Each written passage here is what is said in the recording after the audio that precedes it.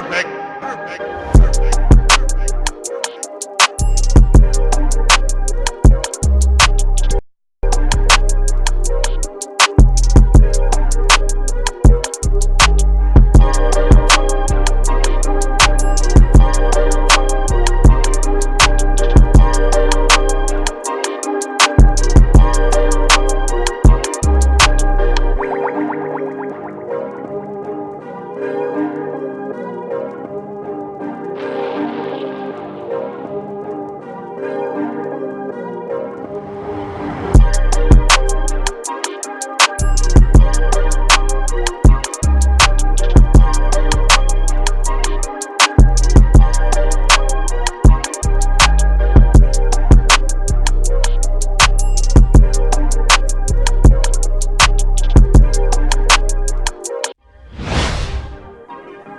Yeah. Well, all right. Like you always say, welcome, welcome, welcome. Number one sports talking D. We ain't like the Falcons, we won't blow the lead. Look, all we talk is who that, who got cut and who back. Rookies and the vets, players you should look at. It's the sports coma, you don't wanna miss it. Got the pre-game party, post-game statistics. Get a visit from Sway, maybe DC or 5. It's the hottest thing smoking, Big Q and the guys. Go to YouTube Live, make sure you subscribe. Interviews inside the Saints locker room high. Talk to Drew, Jordan, Zach, Peyton, New Orleans, who that nation. Best believe when I say we bleed gold and black. Ain't a miracle or rivalry could ever hold us back. No, Beastquake, Bounty Gate, let the truth be told. It's the sports coma, all we know is Saints Super Bowl. Yeah. You're listening to the Sports Coma with Big Q and the guys on the PRO Media Network.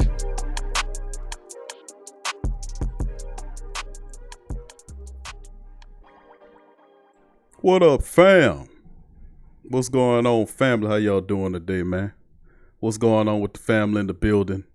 In the black and gold building, family. What's going on, family? How y'all doing today? Reaching out to all the family members. Well wishes to all the beautiful black and gold family members in the building. Good to see y'all in the stream. Tramal, first one up the bat. Has some internet issues, family. Starting off, of course, I'm on the road, moving around a little bit, so pardon the internet situation. That's why I said we probably ain't gonna be doing it. Probably do an hour stream today, and of course I'm gonna reinforce it with the Saturday show and come back and cover a lot of topics today on Sports Coma Live number 80, Saints latest news, notes, moves, and more.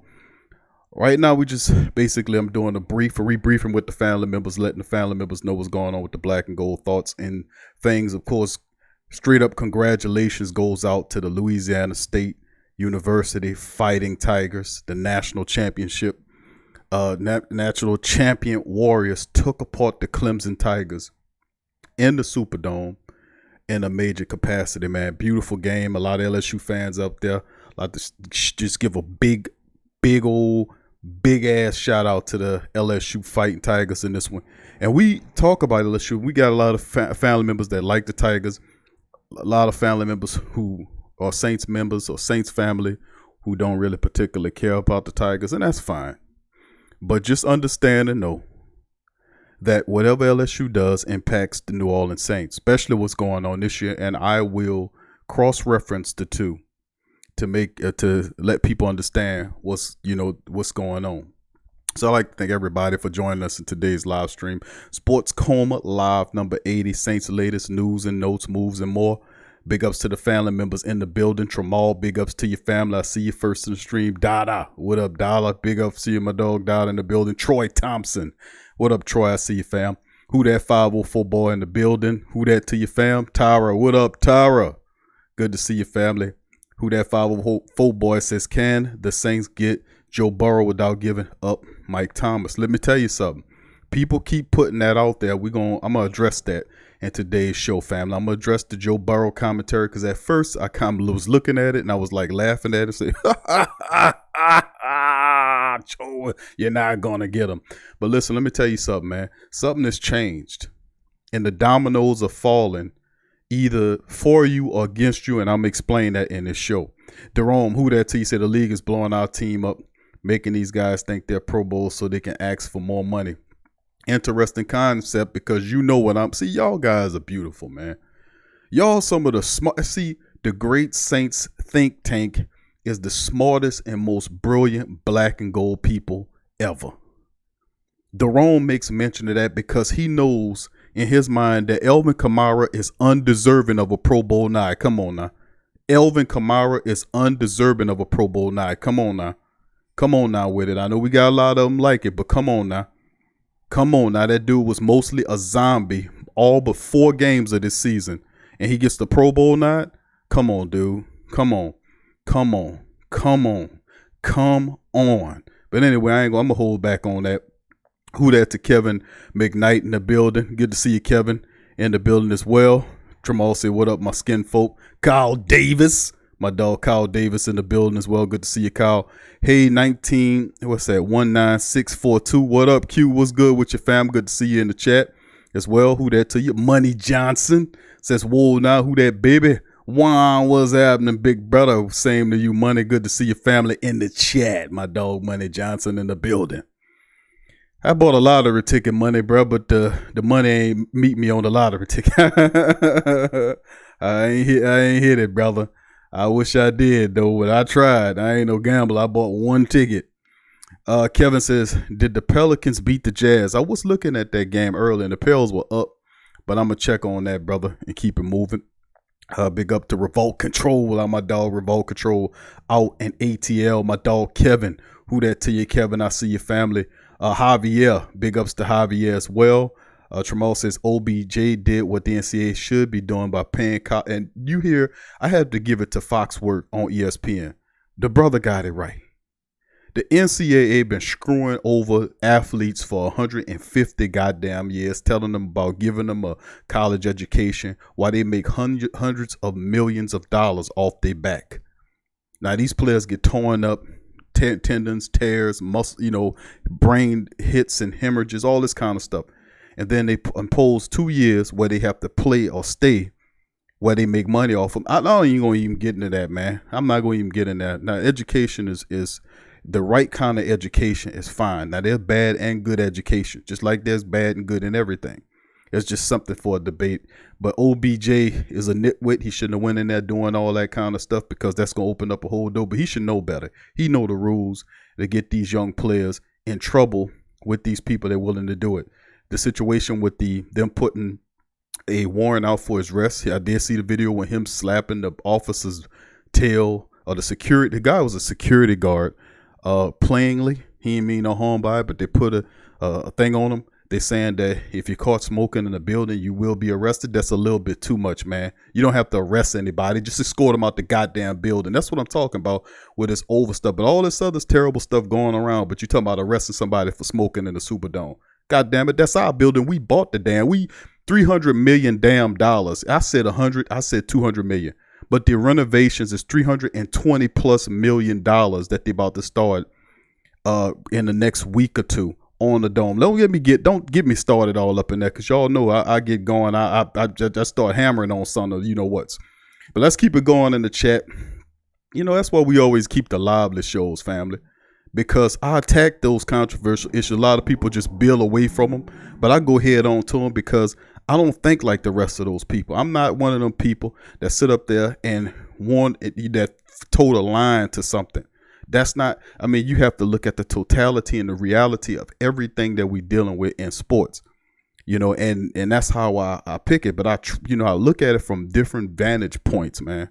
That whole system was created for manipulate and control these universities, making hundreds of millions of dollars off these professional athletes while putting people in ridiculous amounts of debt. You can't even bankrupt out of that stuff. Come on, it's ridiculous, man. It shouldn't take a millionaire to spend to buy young people's educations. The cost of education is ridiculous, man. These schools could do a lot better with this price, and it's ridiculous, man. People going in debt just to get an education. Come on, that's foolish. Come on. Shouldn't cost that much. You know what I'm talking about, fam. Y'all understand. Everybody in here that went to college or went to school has college debt that's following them around right now. They're going to be paying for the next 25 years. But you can bankrupt damn near out of everything, but you can't bankrupt out of student loans. Come on, man. Don't let me get started on up. And it's a football show here. It's a football show, goddammit. Damone Horton, big ups to your family. I like to see y'all. DLP 2600. Kamara Pro Bowl, I know, family. DLP, you a smart dude, man. You a smart dude, bro. He know just like the rest of them. Neville, big ups to you, Neville. Robert Bro, good to see you. Mr. Brown, good to see you. Who that to you is Rel Jerome say, I think if Kamara, Pete Pro Bowl, it was 10 million now. It's 15 a year, something like that. But he gonna get his money regardless. Money says LOL, more luck on that next ticket, fam. Dalcom28 says we could give up 4 first-round draft picks for Joe because we never be in the top 5 in the draft, so we might as well give away our first round. We're going to cover that, man. Let me give a shout-out to all the family members in the building as well. Derek, good to see you. Derek, good to see you, fam. TTV Tropical Edge HQ, hi to you, family. Good to see you in the stream. DLP says, yeah, that was dumb treating to arrest people for a freaking cigar. Why not go to LSU representatives and tell them so they can tell everyone what was going on? I mean, just put it on the bottom level people. That's how it go. Top dogs never suffer or incur any real harm. That's how the system is designed. The bottom rings or the bottom people on the bottom always where the cigars come from. Who bought the cigars? Did the come on, man. It's just more of the same. But we'll talk about some of that stuff on the LSU show on Saturday mornings. Y'all tune in to Tough Tiger Talk. Subscribe to that channel, fam, because I'm going to be going all in on all that stuff tied to LSU because a lot of stuff is going on. But anyway, we're going to keep going in the stream. Like to say big ups to all the family members are in the building. Good to see all the family members chiming in as well. So in this show today, family, I'm not going to go too ham on them in this show. I'm going to try to, I know it's kind of late. I'm coming at y'all.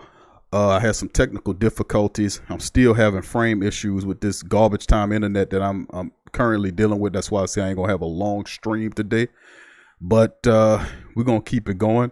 Derek says, I'm hanging in there trying to get ready for my daughter's Sweet 16 Saturday. Big ups to you, Derek. My dog, Derek, man. Peace and blessings to that, brother. That's a good dude. John Gill says, Big Q, tell the Saints it's not illegal to draft LSU players.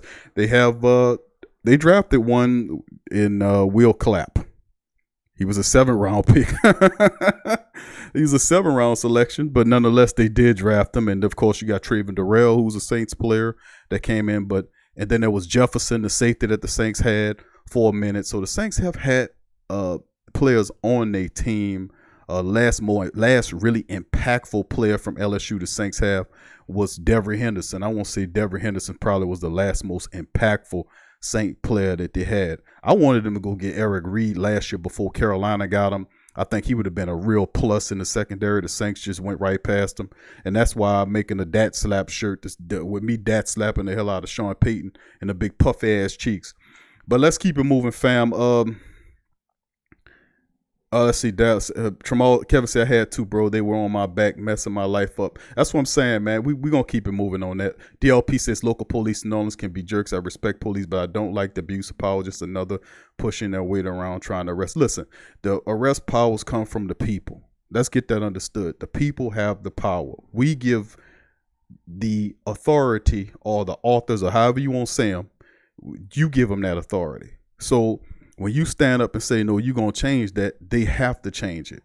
And why I'm saying that is because to have a no smoking policy in the dome, that's fine. I understand the fire issue.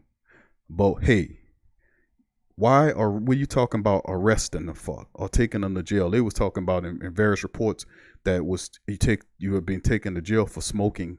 And that's too much. Just escort them out the building. Don't arrest them and don't take them to jail. Them jails already full of people that ain't supposed to be in there anyway. The wrong people in there. You got some of these politicians, take their ass and throw them up in there. That's what you need to do.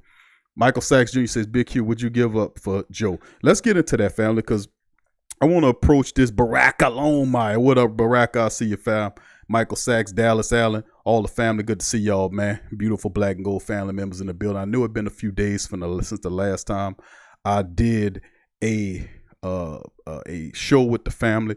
But listen, family, I love y'all. Y'all know I'm working hard.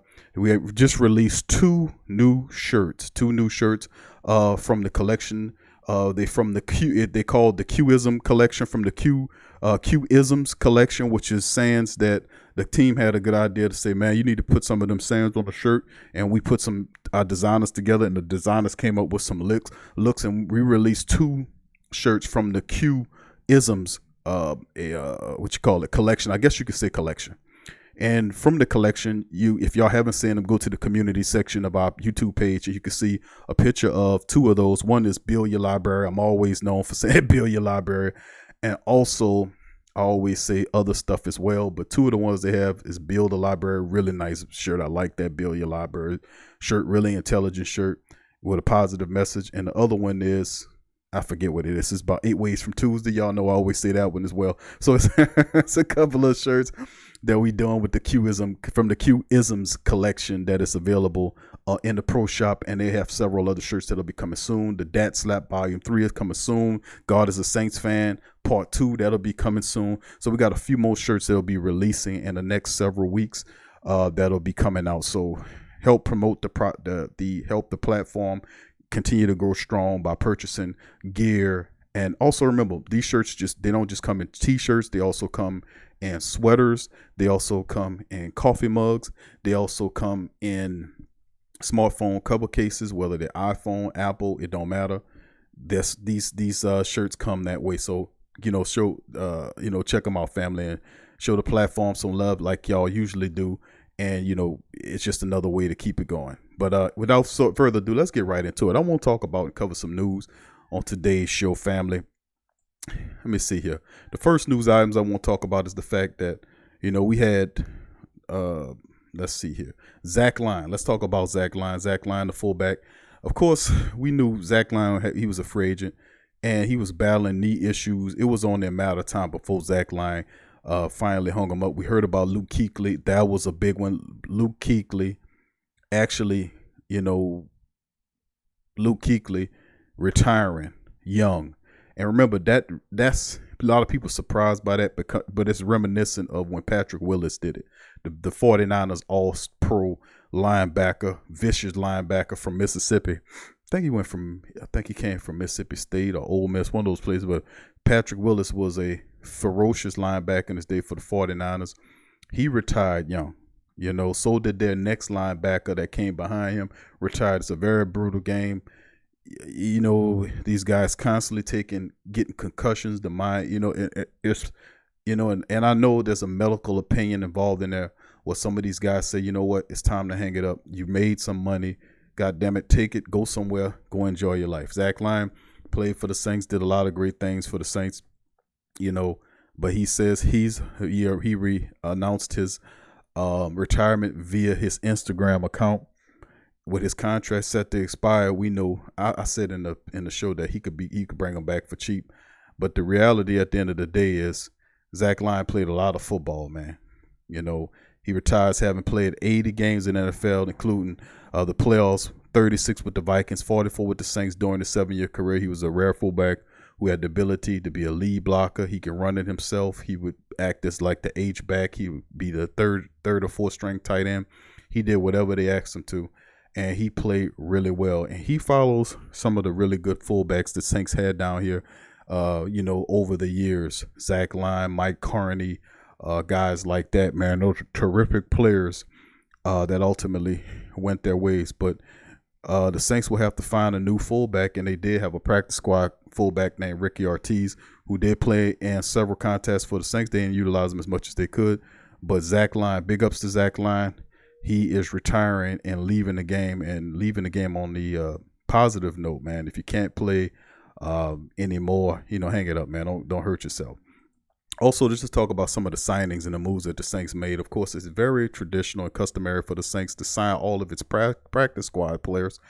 And the Saints did sign all of its practice squad players, meaning Emmanuel Butler, Tim White, wide receivers Emmanuel Butler and Tim White, tight end Cole Wick, tight end Mitchell Lowen, who's really a defensive lineman, running back Tequan Mizell, safety Chris Johnson, Andrew Dodell, the linebacker, offensive lineman Derek Kelly, defensive tackle Jalen Dalton, and the only one they didn't sign was Casey Dunn. And then, of course, the Saints today He signed a receiver to a reserve future contract. His name is Maurice Harris. Was one of the wide receivers that was tried out with the Saints when you had AB when he came to town.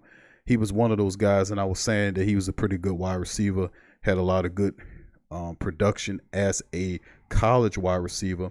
He had 40 receptions for 432 yards, 1 touchdown in 28 games, playing for the Patriots. He had some time with the Redskins. Kind of a young journeyman guy. He has good speed, though, and decent hands. This guy's a guy you can look out for. He also returned punts as well. So he's a speedster. It'll be interesting to monitor his success moving forward in the Saints. This guy's interesting. He's from Greensboro, North Carolina. He played for Cal. From 2012 to 2015, he appeared in 46 games. Very lengthy college career with 14 starts. He had 81 receptions for 1,009 yards and 10 touchdowns. He posted 40 catches for 558 yards and 6 touchdowns in 13 games with 7 starts as a senior in 2015. And he's the cousin of Chargers wideout Keenan Allen. So Keenan Allen, the all-pro wide receiver, his cousin, is signed to a deal with the New Orleans Saints. This guy is very versatile, punt return, kick returner, could help, speedster, decent hands. Watch out for this guy, Maurice Harris. And so just letting some of the family members know. Also, we talk about candidates. This comes from the Saints Wide 3 candidates to replace Saints linebackers coach Mike Nolan, who was snapped up by the Dallas Cowboys to be their next coordinator. And this is coming from the Saints Wires. They're looking at a couple of people that could possibly be replacements for the for the linebackers coach, Marcus Freeman from the Bearcats, 34. He played some games in the NFL as well. Pete Kowalski from Washington Huskies. Most of these guys have Ben Bloom for the Dallas Cowboys.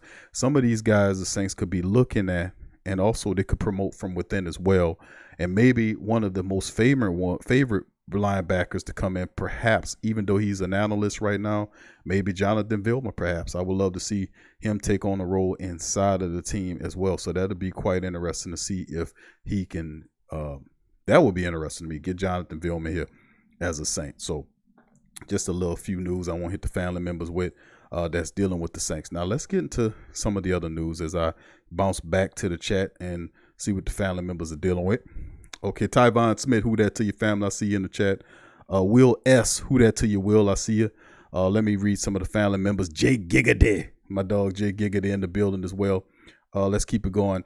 Derek says Antonio Brown agent cut him off until he gets some counseling. Should have do that before his workout with us. He did that video. I seen that music video that he did. Very. Man, it's just people call him crazy, but remember these guys taking blows to the head. This guy might have been one of these fellas that might have took too many blows to the head. And I'm not making a joke about him, just kind of being real about that thing. Derek Summerfield, appreciate your family. Thank you for that. Who that for life? Thank you, Derek. Appreciate your family. Big D. Chilling. Thank you, my fam. Wendell Leslie, who that to you? Good to see you, Wendell. I see you in the chat, my man.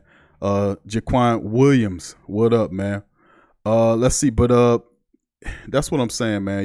It's real interesting to see some of the things that the Saints have gone. Not to get to that Pro Bowl news. Also, we're talking about the Pro Bowl news as well. And man, how many of you people out there, you guys out there, family members out there, think Elvin Kamara is deserving of this Pro Bowl nod? Seriously, how many? Who that to you, Sub-Zero? I see your family. Good to see you in the chat. But the Saints have 11 Pro Bowl players named to the team, named to the Pro Bowl this year. 11, a record 11 players. A record 11 players. Now, let me run the list down. We're dealing with, it's a lot of them, man. Sheesh. Deontay Harris, the kick returner. We got Jared Cook there. We have Will Lutz. We have Teron Armstead. We have Andrews Pete. We have Drew Brees. You got Cam Jordan. Mike Thomas, of course. And Mike and Cam, that's just hands down. Of course, there is, let's see, who else is there? Okay, hold on, let me go over that list again. let's see, it's Deontay Harris, Jared Cook, Will Lutz, Teron Armstead, Andrews Pete, Drew Brees, Cam Jordan, Mike Thomas, Larry Warford, Marshawn Lattimore, and then there is Elvin Kamara. Now, they just announced that today that he was named to the Pro Bowl. That's his third straight consecutive year of making a Pro Bowl. Now, the Saints have a record 11 players named to this year's squad. Now, Kamara, who played in 14 games, he had 9 starts. He did lead the Saints in rushing only because dumbass didn't run anybody else except for him and Taysom Hill.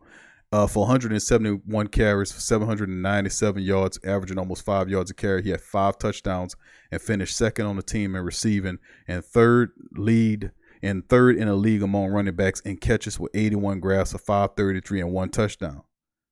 In 3 seasons, he appeared in 45 regular season games, 25 starts, rushing for 2,400 yards on 485 attempts. That's 5-yard rush average, 27 touchdowns posted on 243 receptions, 2,068 yards with 10 touchdowns. He joins black and gold running back Deuce McAllis as only the second Saint to have 3 consecutive seasons of at least 1,300 total yards in scrimmage, and he is named to the Pro Bowl each of his first 3 seasons. And to be quite honest with your family, the thing I was really worried about was with Kamara that Mark Ingram really helped them with was the fact that how do you deal with the success? Do the success hit your head? Or do you start thinking you the junk? I was wondering that how would he deal with the fact that he having all his success? Like it feels like it's not saying that he's thinking it's easy, but he's handling it like it's easy. How do you deal with that success as a young player and not let your head get swole? You take the guidance of young or veteran players that's humble around you. Well, Mark Ingram kind of helped that dial down a bit, helped keep them focused, because when Mark was there, you got the best out of him, so you could see that he was giving them some pretty good instruction. Without him this year, I wasn't impressed with him at all, and to be honest with you, I just don't know about this Pro Bowl pick. I don't think, to me, how he played this season, and I'm still mad in my feelings about it, but I don't think it's as deserved a Pro Bowl, to be quite honest with you. But they gave it to him. A lot of people say, well, I don't think Andrews Pete should have got it. A lot of people say, I don't think Teron Armstead. Listen, Teron Armstead played enough games in this season. He fought off injury. He played, and I would kind of do it. Andrews Pete was playing well. He had key moments during the season, which didn't look good. Drew getting hurt, that was on Andrews' watch. The guy beat Andrews to hit Drew upside his hand and hurt hand. That was on Andrews. So some of the most imperative plays that happened that we noticed was behind Andrews Pete. Will S. Thank you said this trade for real. They're talking about on the Saints report trading for Burrow. No, Pete doesn't deserve a Pro Bowl. Pete's a turnstile. I hear you, Will. Pete did get beat like a pinata, man, in several contests this year. And I've been defending Pete because of his versatility. But man, I tell you what, man.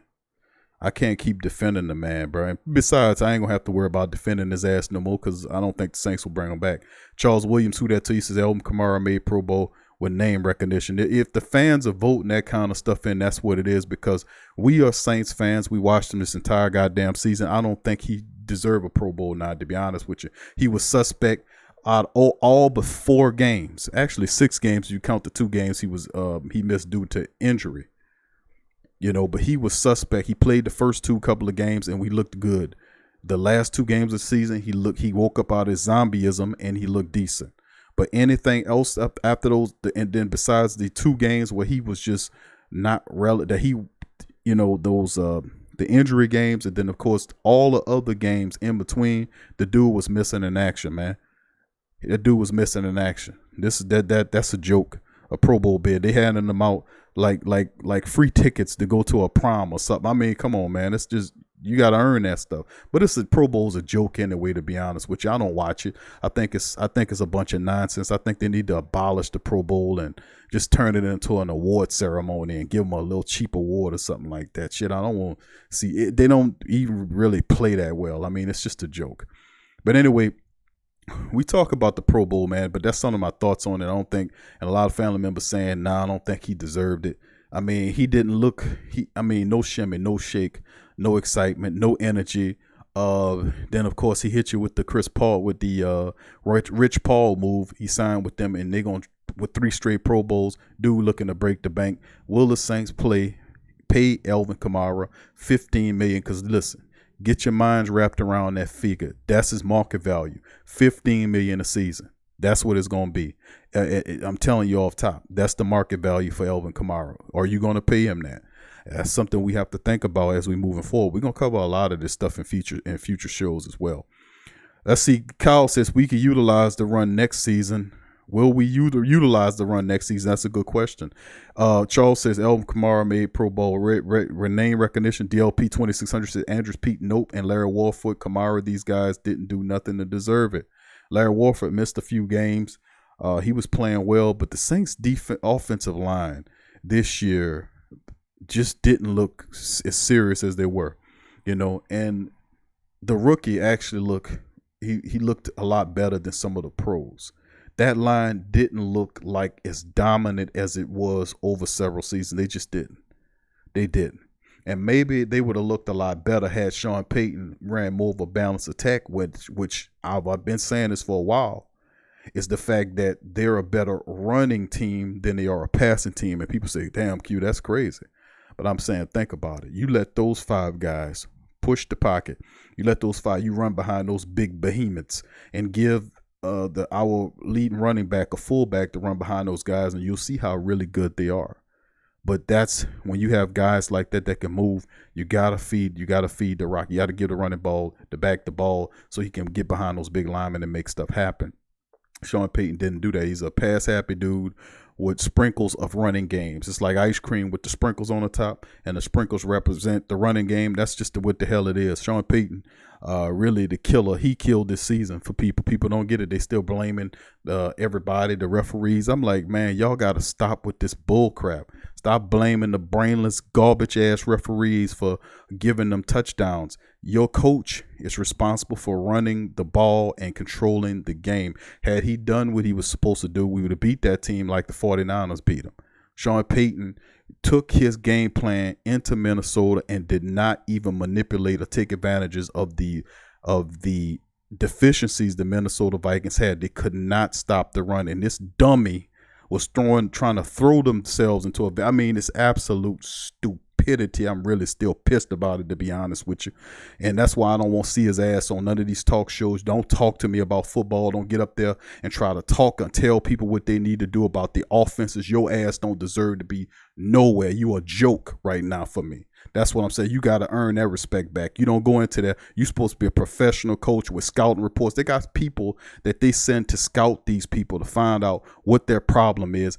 And you're supposed to utilize their mistakes or their problems against them. Just like the Minnesota Vikings was running the ball using those run zone plays where they just running and the Saints having difficulty. Just like they played your ass. That was the same way you're supposed to do it. With this idiot running around, and then he trying to shake. He's just a chump, man. Everything about it was chumpish. The whole deal with him trying to shake this dumbass Stephon Diggs, and he doing the chopper style in his face, and he's still trying to reach out there and grab his hands. You kidding me? I would have turned around and walked away from him on that. You ain't gonna be chopper styling in my face. That's unprofessional anyway. I would like, man, you know what? I would have turned my hand or stuck the finger up at him or something. Do something. Do something. Don't be standing there like a chump. Well, I'm a good sport, man. Get your ass out of here with that, man. The way you played us, man, I'm so upset right with that dude, man. I don't even want to hear. Who that to you, Stephon Wells? He says, let Alvin Kamara walk. DLP says O-line was top 3 in penalties. That's good points, good statistics. They didn't look good at all. Will S says Eric McCoy is a beast. I like McCoy. Really, McCoy played really well in the center of that line. The Saints, that line is going to look a little different. Larry Warford has a big contract. He's coming due real soon. You got Ramczyk is the future. McCoy is the future. Teron Armstead is the past. He got a bloated contract, and he's getting older. So the Saints' offensive line could look differently in the next couple of years. I'm telling you. Stephon says, let Rankins walk. Wendell Leslie says, yeah, let Rankins go. Will said, I can't believe we lost to the Vikings. He's still in that. What up, Stephon? I see you, baby. But Donovan says true that Derek, that's just a joke. It's a vacation for the players. Yep, no doubt about it. Kevin says Pro Bowl used to be good back in the day. It's a joke now, man. DLP says 15 million. What the hell? No, you better look it up, fam. You the stat man, bro. I know you got a analytical mind. Look it up. His market value is at 15 million, bro. Look it up. That's what they're looking at. Remember, you're not looking at just a regular running back here. You're looking at one of those multi-purpose backs like Christian McCaffrey. And remember, they're going to consider him or compare him to Christian McCaffrey because their styles are similar. So if Christian McCaffrey breaks the bank, and you know he will, you think McCaffrey won't get that much, check the value on a guy like that. He's not only a running back, but he's a wide receiver. See, it's two different players in one, and they do really well. It's a running, catching, scrimmage back. When they put their, running and yards to get passing, catches, yards together, put all that. It's a scrimmage back. So, I mean, you got to look at it, man. Overall, I'm telling you, look up his market value on this guy. It's pretty pricey for a guy like him. It's gonna be. You're gonna see what he gonna command. You think I'm playing on it? Watch what he got Rich Paul to break the bank, dude. He got Rich Paul to break the bank, and watch when Rich Paul come out. Watch what they're gonna ask for. It's gonna be something high up there. Just watch what McCaffrey get. Whatever he gets, Kamara's going to get close to it or a little bit over it, because those guys are right around the same player. I'm telling you, even though McCaffrey, to me, has more heart, he balling on a losing team while McCaffrey falling on the winning team. It's absolutely crazy. Kevin says, blame your coach. That's what we said, man. And I'm going to keep blaming him all season long because his dumb ass is the reason why the team is sitting at home. It wasn't because of injuries. It wasn't because of nothing else but him. He is the main culprit, not the dumbass officials, not the corrupt NFL. It's him. He played right into their hands by not doing what he's supposed to do, not running the ball. We put it on T-shirts. You had the butcher, the candlestick maker. You had the guy that parked the call. All of them telling them run the damn ball. He go up in there and try to throw it around looking stupid. Random. I just don't even much want to get into it. I just want to slap the piss out of him right now. But Jerome says everybody read the Texans and Miami traded. They got 2 first-round picks for Tunzel. We can get that for Armstead because he's better traded. Tyron Armstead have a crap load of injuries. He's been injured a lot. I doubt you get that kind of load for him. Tunzel is a young offensive lineman. Would he been in the league for 2 years? I don't know if you get that high a draft capital for Teron Armstead. You're going to get something. I just don't know if it's going to be that.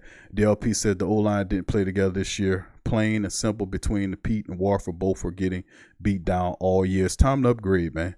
We talking about bringing this team together, but remember, this team had a window. They have a window. I'm not saying tear the whole team down, but certain players are coming due in the next 2-year increments, so you're going to have to decide on what level or what route you're going to take, because you're only dealing with a certain amount of money to take care of certain people, and you're going to have to replenish this team very smartly by, you might get one impact player here in free agency, and you might get some key veterans or young veterans that could fill in, and the Saints going to do it through the draft and getting guys in the undrafted market. They're really good at that. Let's see. Delcom28 says, now is the time to make the move for QB like Joe. We may not get an opportunity like this again. Let me keep going, man, because this is what I want to cover too about what's going on. Now, of course, like a lot of people, a lot of Saints family in the building do not like the LSU Tigers, and I understand that. Not everybody a Saint and Tiger man like me. We got a lot of family members that are, some aren't. That's fine. But the reason why I'm telling you guys that aren't Tiger people that the Tigers are going to impact what the Saints do is because of a recent signing that occurred, if you don't know, that the passing game coordinator of the LSU Tigers, who had that explosive, record-shattering, historic offense, who was one of the people responsible for that, has taken an offensive coordinator job for the Carolina Panthers. You're one of your key rivals in the NFC South. Now, what does that mean?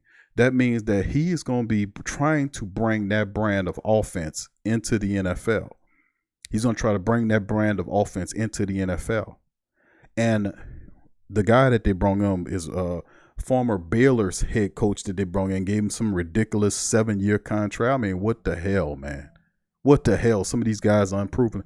But he brought the guy in, got rid of Rivera, brought this college coach in, and the college coach made Brady, who's a former offensive passing game coordinator for the LSU Tigers, and he was an offensive assistant with Sean Payton. That offense, and he helped situate and put that offense together. He'll try to do that for the Carolina Panthers. The recent rumors dealing with the Carolina Panthers is that the Panthers are looking to get rid of Cam Newton. That's given. You got a new owner there. You got a new coach there. You got a new offensive coordinator. They're going to the mindset is to bring in a new quarterback. How does that impact the Saints? Well, Joe Brady is now the offensive coordinator. There are now rumors that the Carolina Panthers are in the pool to go after the Cincinnati Bengals for the first round draft pick to get Joe Burrow to bring him to Carolina. Did you just hear what I just said? Damaris, who that to you? I see your family. Shasha, Brady. James Van Court says, 1 first rounder or Teddy, or 2 first rounders or Teddy to move up 1 or 3 spots draft wise and grab Joe. What do you think, Hugh? I think something got to be done, because either he gonna play. The Carolina Panthers are serious about getting him there. Joe Brady is now the offensive coordinator of the Carolina Panthers. That means they're gonna reach over there and they're gonna really try to get Joe Burrow's pick from that Cincinnati Bengal club. Now, will the Saints set pack with old Drew Brees? Oh, you better believe it. You know, and how would it feel to have Joe Burrow playing for your division rival, for the offensive coordinator that blew him up in college? I just find that so terrible. Joe Burrow in a Carolina Panther jersey. Could you imagine?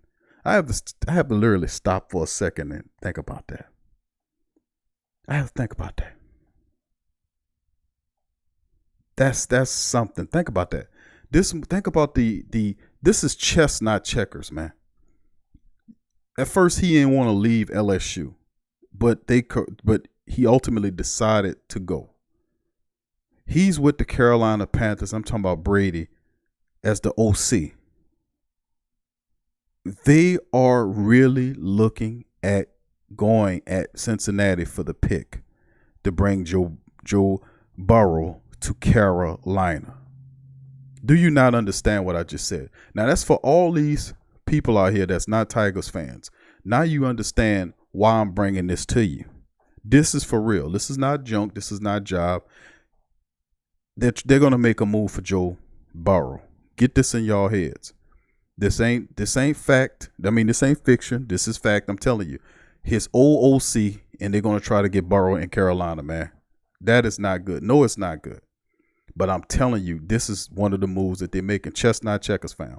Chess, not checkers. Larry Dickerson, who that to you?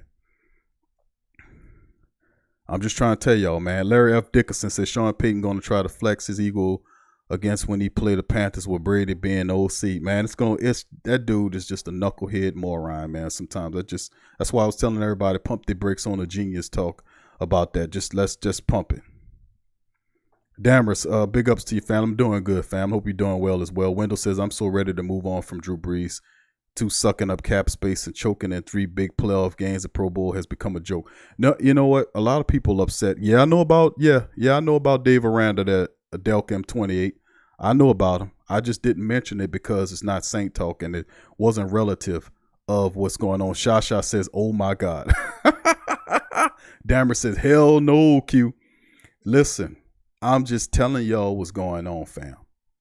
A lot of people don't understand, but I'm saying this is in the works. When you reach, when Rule, I think the man, it's Mike Rule or Brule or whatever his name, I think it's Rule. That's the dude from Baylor who, I think he had 1 season there. How these guys getting these 7-year contracts and they losing head coaches in college. They won like 1 season and it's just foolish. But the man became the he became the head coach. He went and got Brady to be his OC. Brady, obviously, and you have his quarterback in the draft. Carolina is trying to build that team, and they're going to move on without him. What if they give Cam Newton and several picks to Cincinnati Bengals for them to get that Joe Burrow pick? You're gonna have trouble, man.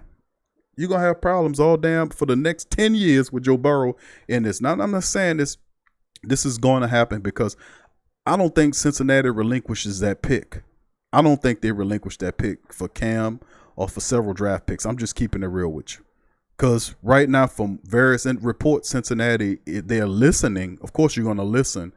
But people are saying that they're not going to relinquish the pick. So if it stays that way, you might not have to worry about that. But it's very interesting nonetheless that Carolina is going to make a play for him. Will the Saints? I don't think so. And I see all these reports that these people are writing, and I'm just saying they're doing that for shock value, man. The Saints are not in the market for Joe Burrow. I'm telling you they're not. I'd be surprised if they do anything. They love Drew Brees. If they release Drew Brees and release him from his contract and say, no, we're going to other options, then we can look at that. But as long as they're willing to pay Drew Brees $30+ million a year, they can't be possibly serious about looking at Joe Burrow. Now, would I love that to happen? You damn right I would love that to happen. I think the Saints should use several years of draft picks to move up to get Joey Burrow, because that's how impactful he'll be in the Saints offense. See, Sean Payton could make that work. The guy could scramble. He processes data really fast. He's super tough. He can throw the deep ball. He's a born leader. Joe Burrow is already a legend in the state of Louisiana. He will fit right behind Drew Brees as his apparent successor. But as long as they still messing around, will want to pay Drew Brees $30 million a year, they're not serious about taking on Joe Burrow's money. I'm just keeping it real, family. It's not going to happen. It's not going to happen. And the truth be told, I would give more of a chance of Carolina landing Joe Burrow than the Saints, because it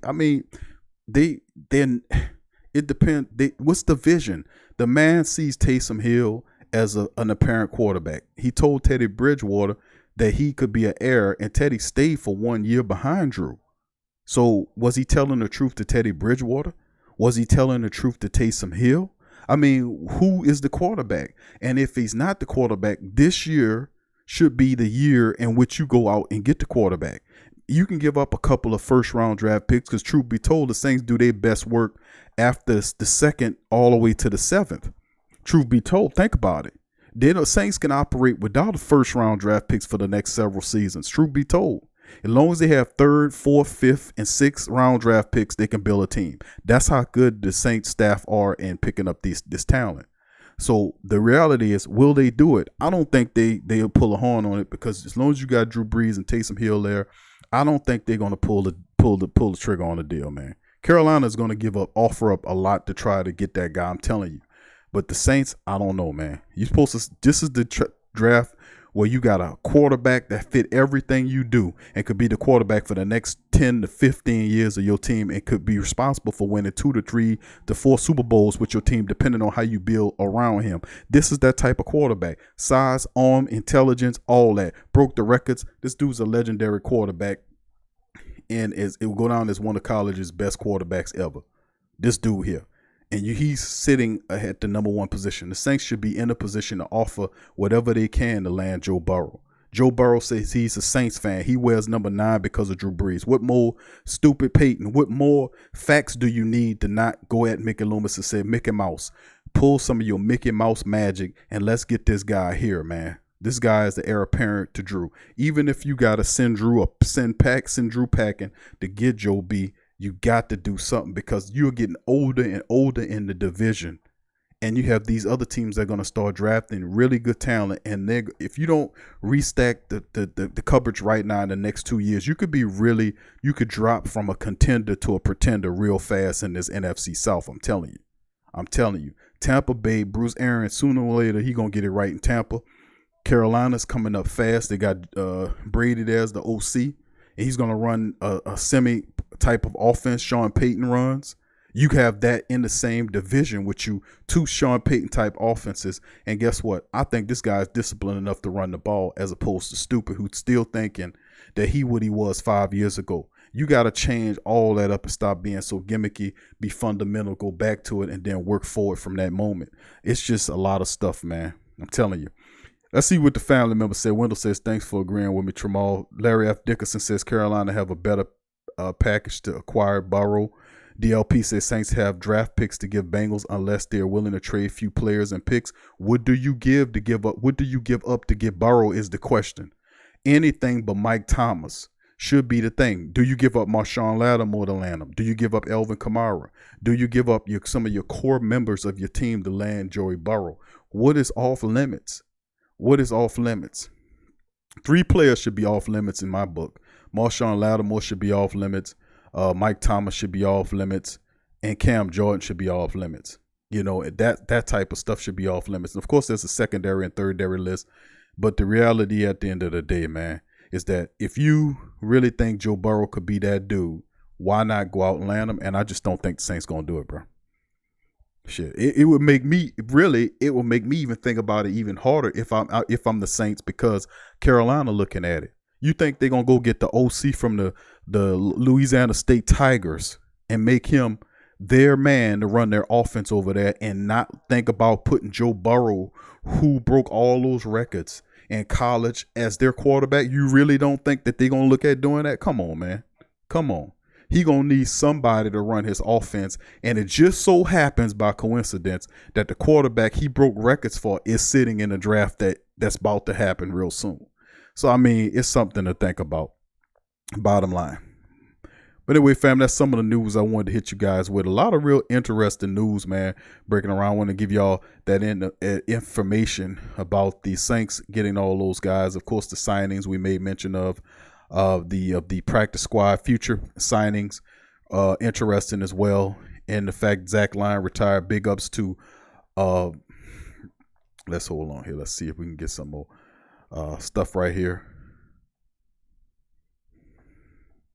But Mike Thomas taking jabs on the star. I mean, it's a lot of foolishness going on, family. But the reality is, at the end of the day, that the New Orleans Saints, man, we got to think about what direction we going in, man. You know, that's what it's about, family. What direction are we really going in?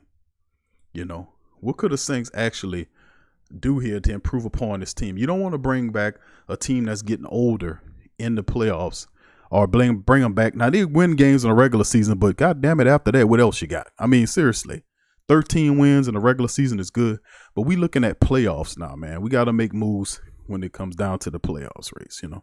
That's what I'm thinking about, family.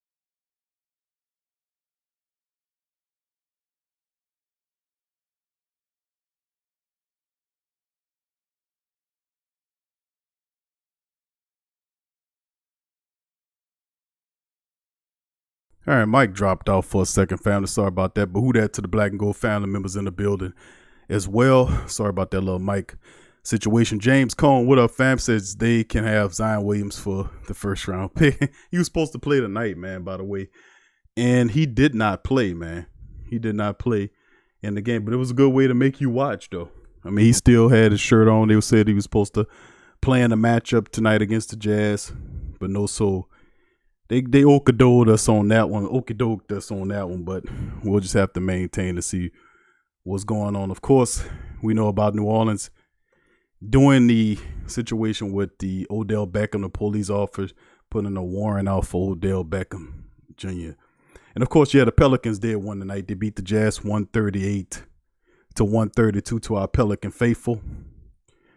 That's a big win for them to beat the Jazz. They've been struggling with the Jazz, but they were finally able to beat them in overtime. Pretty good. Donovan Mitchell had 46 points. Ingram finished with 49, man, just for our Pelican faithful who wanted to know the Pelicans took care of business. And they beat the Jazz 138 to 132. I love how they playing, man. I'm serious. I love how they playing, man. They playing with a lot of energy. They playing defense now. They're circulating the ball, but I'm talking football. Wendell says, let's keep it rolling in the chat, family. Ice cream, man. I see you, ice cream, man. Who that to your fam? Sub-Zero says, I play hardball with Drew this year. Pay cut or deuces. It's time to start a new era, family. I keep saying it over and over again. Drew Brees does not take pay cuts. He doesn't. He does not believe in pay cuts. You know, that's like trying to get a vegetarian to eat a fat burger. It won't happen, man. The guy, he just ain't going to eat that thing. He going to tell you, like, man, I'm a vegetarian. I don't eat meat. That's this Drew Brees. Drew Brees like, look, I don't take pay cuts. It's against my religion. He ain't going to take a pay cut. Drew goddamn Brees. You'll have to give up everything to get Burrow. 3 first-round picks, 1 key player besides Mike Thomas. You know, I mean, do you really think the Saints are going to do that for Joey Burrow? Even though Joey Burrow could be the next, he is the heir apparent. He could run that Sean Payton offense to the best. And just knowing how Burrow looked with Brady as the OC, imagine if he had Sean Payton doing that.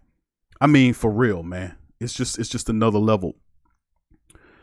Let's keep it going. Tramal says, Q, should we target Jalen Hurts? I really do think Jalen Hurts would definitely help the Saints because he does everything Sean Payton wants in a quarterback. I mean, seriously, that's not Drew Brees. If you're going to run the Saints offense, having the ability to run and pass is something that Jalen Hurts has proven that he could do. People were talking mess about him at Alabama. All he did was win. He went to Oklahoma and showed you that he could throw the ball downfield. You know, he showed that he doesn't throw a lot of interceptions. He had like 30-something touchdown passes versus like single digits with the interception. He had 18 rushing touchdowns. So if you draft Jalen Hurts, you get a guy that's got a good moral character. He's a leader. He's a hard worker. He's usually the fastest guy on the field. He's super intelligent. He's going to learn your offense and run it for you. He's not a locker room problem. You know, the guy is talented. And you can bring him in. Having him is like having a similar quarterbacking style to what you would have with a Lamar Jackson. No, that team will always be in the top 1 or 2 or 3 in rushing in NFL because you have your running backs and then you have your quarterbacks that's contributing. And he's a dual threat, which forces the defenses to account for him as well. So I just love that aspect of it. Plus, you mix Sean Payton's offense with him and you have like an upgrade. Like, even though people love Taysom Hill and I get that, but Jalen Hurts is like what Taysom Hill should be completed. You know, he should be. The thing that hurts Taysom is his accuracy. You know, he's not accurate. You know, he needs to do a better job of going through his progressions and following the target. He looked a lot better this year, but he's still a long way off from taking over the team at QB. He's still, and I'm saying that because keep him out of the running back room, the tight end, and keep him in the quarterback's room where he belongs if you want to see real progress. But I just don't see him as a quarterback to take over anything, man, to be honest with you. Okay, let's keep it going. James says, let Thomas go. You have Cooper and OBJ available. OBJ going to be in jail. Let Thomas go. James always kicking that Michael Thomas paying him $1. He never going to let that go, man. He going to ride that forever. Let's see. Wendell say definitely cut. Don't want Carolina to get Burrow. You need to go after them because if you don't get them, the consolation is Carolina might end up for him. So you could rather not get them, or you either get them or the guy. If your adversary gets them, you're gonna have many in NFC South if they give them up, and then you'll be playing against them twice a year. How pathetic is that?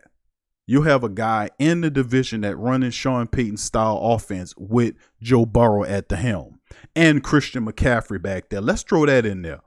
Let's throw the fact that he'll have Christian McCaffrey as his running back. So he'll have a Edwards-Helaire type running back behind him. And that's like football purgatory for me to see Carolina that good. Youngblood 46, what up, fam? Says Q, would you take a wide receiver with the Saints' first pick? I'm tired of the Saints signing these undrafted receivers. They need a legitimate number 2 receiver in the worst way. I see where you're going, family. But, you know, my thinking is, you know, things are kind of changing. The Saints do need help opposite of Michael Thomas. But the quarterback position to me is so dire. And we know Drew Brees is coming back. I don't know if that's a good move for New Orleans. I think we need to look in a different direction. You know what I'm saying? Seriously, if you're gonna cut on Drew, this year's the dude. You got all these really good quarterbacks coming out the next year. Next year they'll have some good quarterbacks, but I don't think they'll be that bad to get them. But Joe Burrow is the type of dude that fits your system like to a T. And, you know, you have to take that serious because you got this guy coming in that's the OC in Carolina, and he's going to, they have their sights set on getting Joe Burrow over there. So if I'm the Saints, I'm like, damn, man, do I really want that to happen? I got to some kind of way player hate that. I got to get in there some kind of way just to block them from getting them, because having him there represents a whole nother side of stuff that you don't want to see. You don't want to see Joe Burrow and Christian McCaffrey on the same offense. Trust me, you don't. Trust me. But we'll see how it shakes and move, man. That's just a bad dream right there. But quarterback with the first round draft, wide receiver with the first round draft pick, if you settle on Drew, which more than likely they will, taking a wide receiver there is not a bad decision, because you're going to have at least several really good wide receivers to take there. And Sean Payton knows that he has to fix that offense some kind of way. And picking up a guy in the free agency market is going to cost a little bit more, unless it's, you know, a real compliment to him. Taking a wide receiver there could work, because you'll get a guy. They have T. Higgins. There's LaVista Chenault. There's several really good candidates. Henry Ruggs III from Alabama. Jordan Judy. Jerry Judy. I don't think Jerry's going to be there. I think he'll probably be gone before that. But they have a tremendous amount of receivers. The kid from Arizona State, with the Yo-Yo or whatever his name is, I can't pronounce his name, but they have several really good wide receivers that's coming out in this draft that can really help the Saints opposite of them, you know. And remember, they don't have a second round draft pick. So if you take a wide receiver there, that'll be an impact player. Remember, if you drafting a wide receiver my thinking is this. Let me explain it like this. If you use your first round draft pick, right, it should be for a starter, correct? I think most of the Saints family understand that premise, that if you take a player with your first round draft pick, he should be a starter. Well, that makes sense, Youngblood's 46, because if you draft a wide receiver, he'll plug he is a starting position waiting for him next to Mike Thomas. So it wouldn't be a bad move. It'd be a pretty smart move to complete that offense opposite of Mike and create that balance that we've been looking for, like so many other teams have. That would be a splendid way. Imagine T. Higgins over there. Imagine C.D. Lamb over there. Imagine LaVista Chenault over there. Imagine Henry Ruggs III over there. Imagine some of these very talented wide receivers, man. The kid from Texas, the kid from Arizona State, the kid from damn it, what's that? They got one guy from Auburn. That's one of the wide receivers from Georgia. I mean, they got several really talented wide receivers there that'll be available. But you'll get a really good wide receiver that'll complement him there. So I don't think it's a bad idea. We'll see how they go. Will S. I like too. Also, Lance says I agree. Donovan's there. Mr. Popular says, well, remember what Powell Booth said in Tombstone. If Drew doesn't take a pay cut, the Saints should say to him, well, bye. Yeah, you ain't lying, fam. You ain't lying. But will the Saints have the courage? They've been giving Drew Brees what he wants for years. I don't know if they have the courage to tell him no. Jamal says Ingram became a superstar for the Pelicans. Yeah, no doubt. They got to pay that man, bro. That man is a Pro Bowler. He's an all-star this year. He's averaging over 25 points. In many of these games, he's carrying the Pelicans. He's taking the big shots. And he like, damn, waiting for Zion Williamson. This is my team. You know, even though they saying it's Drew Holiday is just a compliment player. He don't have the image or the personality to step out. Every now and again, you'll see him say some stuff, but he way too docile. You need somebody that got a dog in him. And Drew has really good defense, but he don't have that mentality that, you know, that rallies a team. I seen J.J. Redick get bucked more than I seen him get bucked. You know, so Ingram, they got to pay him his money. No doubt about it. Thanks, fam. DLP says trade Kamara and Armstead first. 2020, second, and fourth. That's a lot, man, and that could really get it done. Giving Kamara up because you know you're not going to keep him, and a lot of people, that Saints people, be like, man, you crazy talking about trading Kamara. You crazy, but Kamara, man, if he comes away asking these ridiculous costs, because he gonna want what McCaffrey get. Even though I don't think he deserves what McCaffrey get, because he ain't balling like McCaffrey balling. You know, I don't know if I'm comfortable paying you that kind of money. And I knew that you took all those games off, that you was out there running out of the bounds before even turning around and making plays. I don't respect that. I don't know. And they'd be like, well, Cuba, what about the first 2 years? Yeah, we understand that, the 2-year thing. But remember, when you pay a guy that kind of money, what are you getting in the future? I was comfortable with getting Mike Thomas that money because Mike showed you from the pillar to the post what he about. When you paid him that dollar, what he did with it. The next year, he broke the single season wide receiver catch record. And he was on the top 10 as far as the yards are concerned, receiving yards are concerned. So interesting, man. Let's see. Jerome says the Alabama quarterback is going to be the guy to look at. The Alabama quarterback, Tua, yeah. Let's see. Tramal says Tua should go in the first round. He will. The Dolphins gonna pick him up, man. They can sit with Fitzmagic and wait for the guy to heal. But they say he should be throwing by the combine. Remember, they got all type of futuristic stuff that they got. You know, if you got the money, they'll fix you right on up. Lance Kelly said the Saints are not drafting the QB this year. They will go out. They will go wide out than defense. Okay, Drew Goddamn Breeze says, did Mike have a broken hand? Yes, he did have a broken hand. He revealed that in the Twitter post. None of the Saints people really commented on it, but he said he had a broken hand. You know, and of course the injury reports that we were covering showed that he had a problem with his hand, but it didn't say broken hand. You know, he was still playing in the game. But that goes to show you that why he probably wasn't as effective as he should have been. Where did that hand get broken? This should be the question. I'm saying probably in that Carolina game, somewhere toward the back end of the season. Perhaps that Carolina game when he was dropping all those passes, maybe it happened in there. But you still got him in there, and you have the medical staff knowing that he has a broken hand raises questions because he knew that he had nothing else out there to replace him. He, meaning Peyton, knew that he had nothing else anywhere else but a bunch of gimmick junk to try to replace Mike Thomas, which you got to give Uncle Paul big credit, because Paul says if something happens to Mike Thomas, then the Saints are going to have issues. He didn't look too fantastic in that Minnesota Viking games, but then again, that's not really on him. Blame your coach. Should make a shirt out of that, but probably only sell like 10 of them. People, they just like believing fairy tales. I don't get it. Drew Goddamn Bree says the NFC South is about to go right back to the Wild Wild West. We need all types of weapons. You have a dude that used to work under Sean Payton. And remember, also some more news from the Saints is that they were looking at an offensive line coach, I think Carolina was, and he blocked that. He blocked it. So they were looking at picking some offensive pieces from Sean Payton. He blocked those, but his offense in some capacity is going to be in Carolina. And remember, this guy ran his offense to perfection in LSU. Why would I not think with Christian McCaffrey and DJ Moore and some of the weapons they have in Carolina that they can emulate some of that success? You have Christian McCaffrey. If they fortunate enough to land Joe Burrow, you giving them Christian McCaffrey and Joe Burrow and DJ Moore, and then you had a big wide receiver it'll be insane, man. You cannot let that happen. Tramal says Jalen Hurts is the next best thing. Tua might have to end his career early. I like Jalen Hurts, and I was telling y'all, for whatever reason, spiritually, I keep getting the Saints and Jalen Hurts connected. They got multiple mock drafts placing the Saints and Jalen Hurts together, and obviously is a good fit because if you look at quarterbacks that he like, not named Drew Brees, he loves Taysom Hill for his running and his throwing ability. Jalen Hurts can throw the ball down the field. He's intelligent. He is a more accomplished quarterback than a guy like Taysom Hill, and that's not Taysom's fault. It's the fact that how they're employing him. Big ups.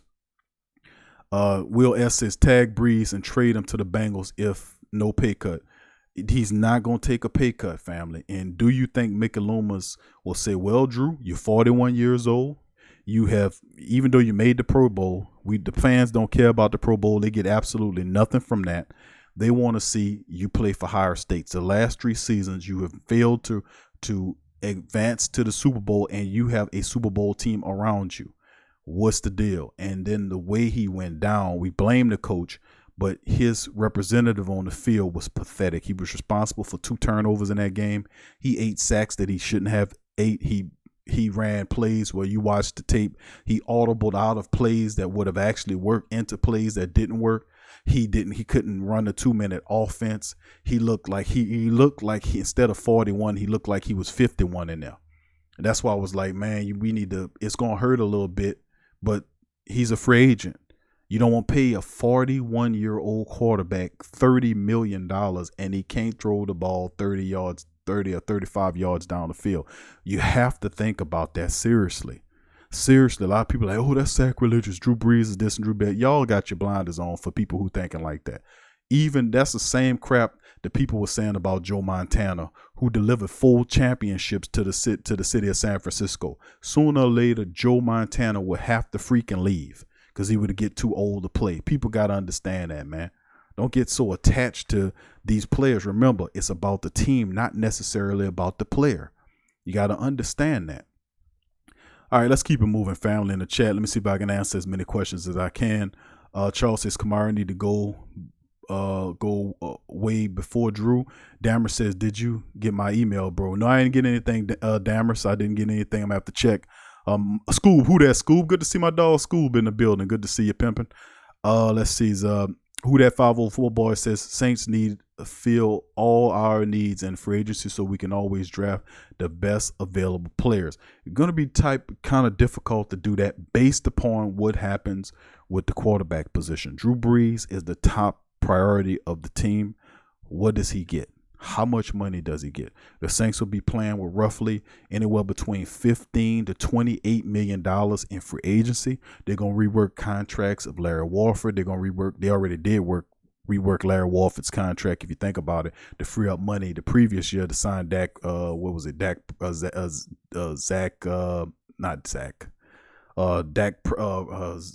Dez Bryant. I don't know what I was thinking about Dak Prescott, but Dez Bryant, they reworked some money for him this year, last year, which is 2019. We're in 2020 now, but they reworked it to get ready to sign him, but he never came. So Teron Armstead is a guy that you could look at restructuring, getting done. Several other players they can work about, seeing about getting done. I think they'll probably pay off Kiko Alonso, get from up under him as well. AJ Klein is probably going to be out of there. So this team will look a little differently defensively and offensively speaking over the next 2 years, because that's when the pain is going to really come and the choices will have to be made about what direction you're going to move with this team. So a lot of tough decisions are going to be made. You can't be a traditional mindset person with a 41-year-old quarterback demanding north of $30 million, man. That's absolutely asinine. You have to consider moving on. And you have a quarterback like Burrow in there, make it happen, pull the trigger on that. At first I was like, nah, but when Carolina got into it and they got Brady from the LSU Tigers, I know what they're trying to do. They're trying to get Burrow, man, and team him with McCaffrey. And when that happened, dude, you're going to have all kind of hell happen. I'm telling you. Okay, let's see. Delcom 28 says only got 4.5 in cap space. After they rework, remember the league, when the salary cap is going to go up. At the end of the league year, the salary is going to rise, so they'll get a bump there, and the Saints are going to rework contracts. They're going to release people.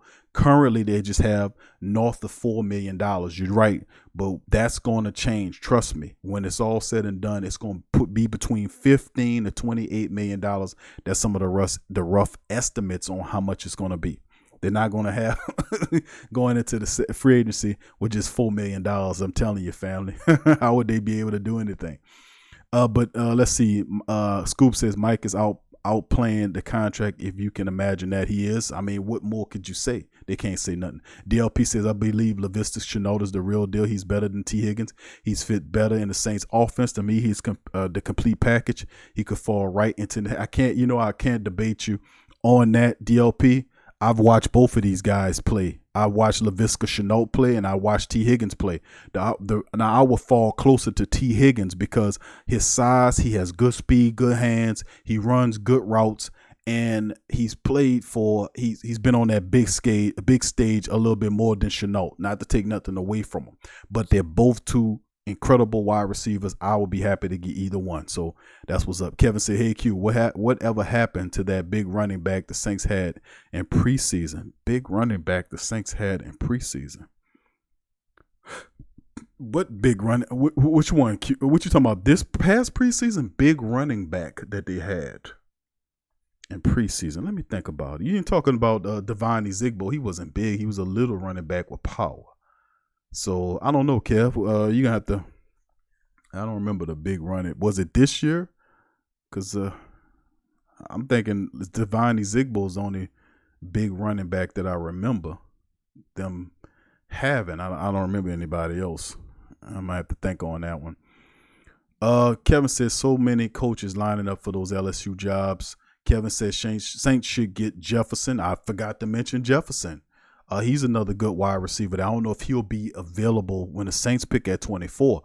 A lot of people picking him to be gone before the 20, before the 20th pick in the draft. They saying in between the 15, they saying to Philadelphia. A lot of people has paired Jefferson and Philly with Carson Wentz. So there's a few things going on there. Who that 504 boy said the Saints need to fill all their draft. Okay, I read that. Charles Mayfield, who that to you, fam? Derek says we can't afford to miss our first round. Miss on our first round pick because we don't have any other pick until the third. Remember, they do their best work third, fourth, fifth, sixth, seventh into the back end of the draft. The Saints are one of the best teams in utilizing the depth of the team. Really, they are pretty good. Larry F. Dickerson says that $21 million in dead money means that they can't say bye. That's true. Good point on that they're fixed to him with that 21 million. So if you say goodbye to Drew Brees, you got to get that cap, that 21 million dead cap hit. And that's something that they did. So they kind of tied themselves to Drew Brees. They kind of sold to Drew, to be honest with you. Kevin says Brandon Ingram had game even at Duke, no doubt about it. Tramal says the Saints need a cover linebacker too. They still have Caden Ellis, who had that injury in preseason, but he'll be good to go. But they could utilize they can have some more linebacker help. They had Sinky here last year. They had Colton Jumper here last year. They have a very good, really good linebackers that they had last year that they should have kept. Sankey should have made the team. Even Deuce McAllister said that. It was like Sankey he's done enough in preseason to earn his team. I don't know what Sean Payton was thinking. The whole preseason was a complete utter waste of time because none of the guys that made names, he kept them in any really serious role. It was just foolish how he did. The whole preseason was a complete and utter waste of time. He didn't take none of all those guys that did all that good stuff. He ain't even keep them. I was like, this guy I should have knew it then. Let's see. Kevin says a lot of good running backs coming out the draft. That's true. Just like we talk about the wide receivers, T. Higgins, LaVista Chenault, Jefferson, and all those great Ruggs and Judy from Alabama. Wide receivers are plenty. They have 5 or 6 really talented running backs that can run it and catch it well that the Saints can land. You got the guy from Ohio State. That's pretty good. You got the guy from Clemson, Etienne. I think he's coming out. We have to make sure. We have the guy from Florida, Perrine, who's awesome. He's a guy that can catch it and run it out the backfield. You have the guy from Wisconsin, who people say that's the best running back in the that's going to be in the draft. He was a Heisman hopeful at some periods of time during the season. They have several really interesting running back prospects that catch it well. Then, of course, Clyde Edwards-Helaire is in the mixture. You have a young Sproles type of back there as well that you can utilize in your offense. A lot of good weapons, if wide receivers, running back wise, and quarterback wise, that are available in this draft to build your team. Kevin says, Q, whatever happened to, okay, I read that one. JT, who that to you, said point blank, Drew is the pass, folks. He makes a compelling argument. Larry says he made the Pro Bowl again. His resume is going to get him paid like McCaffrey. Bottom line, JT says give Teddy Bridgewater the keys. Thank you, JT. 985 J says who that to you, 985. I see you, baby. Kevin says Mike broke his hand in the Tennessee game when he stiffed arm Ryan Logan. That's right. Thank you for that, Kevin. Thank you. Charles says Teddy sure ain't that guy. Drew goddamn Brees says should have Taysom playing all snaps at wide receiver.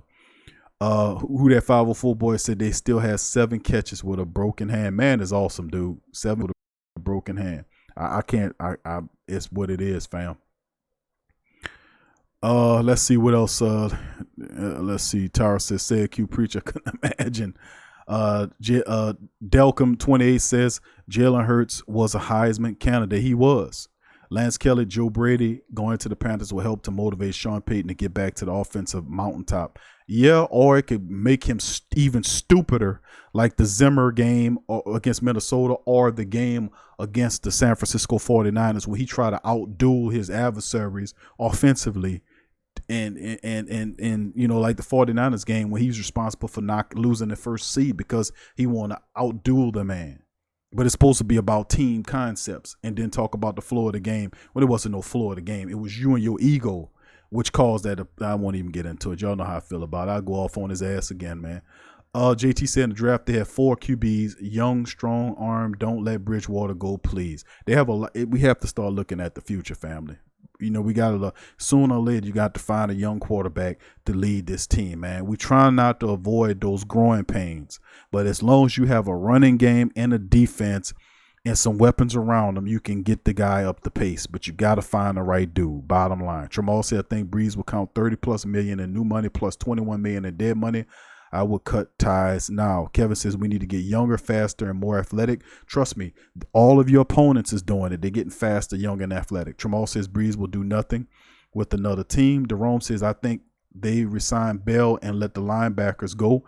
Charles Mayfield said Drew do nothing with another team. That's insane. Kevin says good luck to him, but it's time, bro. Scoob says the Saints draft so well they won't trade away a lot of picks to move up for anyone. Thank you, Scoob. Tramal says Drew would not do nothing much without Sean Payton. That's not true. Drew Brees would still have success without Sean Payton because wherever he goes, say if he goes to another team, I'm pretty sure the offensive coordinator and the head coach will pick his mind for what plays they can utilize with him at quarterback where they'll have the most success. Kevin says open up the lines. Okay, Zigbo. Okay, that's who you're talking about. Okay. Lance says Donovan says he's in Jacksonville. That's right. That's who claimed him. Kevin says, damn, Jefferson and Phillip will be fire. I know they need one. And trust me, a lot of people are going to get the things they've been missing in this draft because there's so many great skill position players on the offensive side of the ball. I mean, quarterbacks are deep, running backs are deep, wide receivers are deep, tight ends, not so much. Offensive linemen, always the same. Defenses, okay. Linebackers, okay. Defensive backs, they got some pretty good defensive backs in this draft. But really, this is a pretty damn good offensive skill set type draft. Chris says, I'm not a Sean Payton fan at all. Jamal says, Kevin, I would take $21 million this year. Scoop says, Zigbo did nothing in Jackson. He sat behind a lot of people. Travis 504 says, Zigbo went to the Jags. What up there, Travis 504? Good to see your family in the building. DLP says Saints also need to look for a free safety that can replace Marcus Williams. I don't know if they do that this time, bro, because he still has a year. He goes beyond, I think, next year where he finally starts to show up as on there. But you're right, we definitely have to look at getting rid of Marcus Williams. That was a failed experiment. We need to get rid of him. Kevin says I would sure love to get Jamar Chase next year. That would be fire. Drew goddamn Brees says imagine if we recycle running backs like Bill Belichick. Yeah, he got that plug and play system. Trell Hatch, who that to you? Say CeeDee Lamb from wide receiver from Oklahoma. CeeDee Lamb is awesome, bro. That's an awesome wide receiver. That's why I'm saying there's so many good wide receivers out there, man. It's ridiculous, man. Larry F. Dickerson Sr. says Murray, the Stater, add Clyde from LSU. Kamara is expendable. Kevin says Sean was bad this year besides when Teddy was playing. B. Chris says, but why did we go to the Vikings game with a pass-first offense if Mike Thomas had a broken hand? I hate that, dude. The Niners did nothing but run the ball on the Vikings. Sean Payton did everything in his power to try to show Zimmer up. I mean, you can't be that stupid. You can't really. And I'm saying, I don't want to give, disrespect to that man mind, but you a ball coach. You're supposed to use your strengths to beat the other team. How did you fail so miserably in running that offense could not beat the Vikings? You were trying to throw it when your best chances was to run it. You did everything you could do to not put the ball in Latavius Murray's hand, who had a vested interest emotionally to defeat this team, and you gave him 5 carries in a game. That is but gave him 17 carries in the Carolina games. Make sense of that to me. Why would you give Latavius Murray 12 or 17 carries in the Carolina game at the end of the season, but give him 5 carries in the Minnesota Viking game in a playoff? It makes no sense to me. See, I have to go a little further into it, and then I'll start bringing up all kind of stuff that I really want to talk about right now. Tramal says, I would take my chance with Breeze on another team. Delcom28 says Sean Payton should just coach and let Pete call the plays. Trail Hatch says, get rid of Drew Brees now. Resign Teddy and Taysom and sign AB. Trail Hatch. Who that Trail? Kevin says, Drew is a dog, but just like Montana, he can go and do a job good with another team. But we need to get younger. We're about to get behind. Our division will get stronger and we'll be hanging on to yesterday. That's true. The division is moving forward. Tampa Bay might not keep Jameis Winston. They're going to go with a young gun. Remember, they just need consistent play at the quarterback position to be good. They have good running backs, they good wide receivers, they have a good defense, and a really good coach there. They just need competent QB play to be relevant. Trust me on that. Carolina Panthers, they have a whole nother thing going on. Atlanta, I don't know, but I'm telling you, either you make a move here now or be the old man on the block. You know, I'm just keeping it real. You gotta grow sooner or later. Either cut them ties or move on. I don't think they're going to cut him. That's just me. I just think they're going to the man don't see him getting old. He don't see him. He still sees Drew as what he was 5 to 10 years ago. And that's just with the part of that delusion I spoke about. Jamal says, I think we need OC like Bill Callahan. Jerome says, did we try to trade for Jamal Adams during the season? No, we didn't. I know they inquired about him, but the Jets not interested in trading Jamal Adams. Ain't no doubt about it. They had an opportunity looking at Minka Fitzpatrick from the Dolphins. The Dolphins, of course, the Steelers gave a lot of draft capital to up the land Fitzpatrick, which the Saints at the time didn't want to do.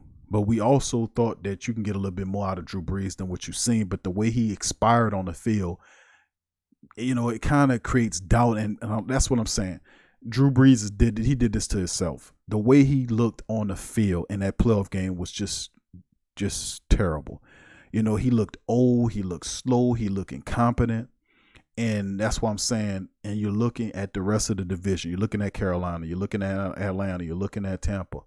You can't keep playing this game where you win at 13 games in the regular season, but when you get to the playoffs, you're one and done, or you get done in the second. I mean, come on, man. It's just stupid, man. Tyra says, compare QB and Zimmer and Cousins won. Compare QB and Zimmer and Cousins won. That's right. There he did win. Kevin says, look how Atlanta defense looked against us in the dome. They were fast. Our offense looked slow as hell. Run the ball with a fullback. Sean Payton keeps a fullback on the roster, doesn't run him. Runs them maybe 2 or 3 times in a game. You need to consistently run your fullback. You need to consistently employ a power game, because the Saints run the ball really well, power running. They really are really good at power running the ball. Set up the power eye. Use the power eye. That's he put in the 3 blockers to 2 blocking tight ends and maybe an offensive lineman that can help as well. Power the ball down these people's throats. Sean Payton is just, I don't know, man. I don't know. JT says, Q, do you think Sean is waiting for us to be 6-10 to start doing what it takes? I don't think we'll be 6-10. As long as we keep the core that we have, we'll consistently win double-digit games a year.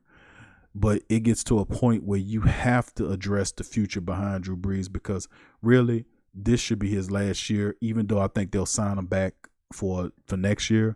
But I don't know if I could trust what Sean Payton's saying about Taysom Hill or Teddy Bridgewater.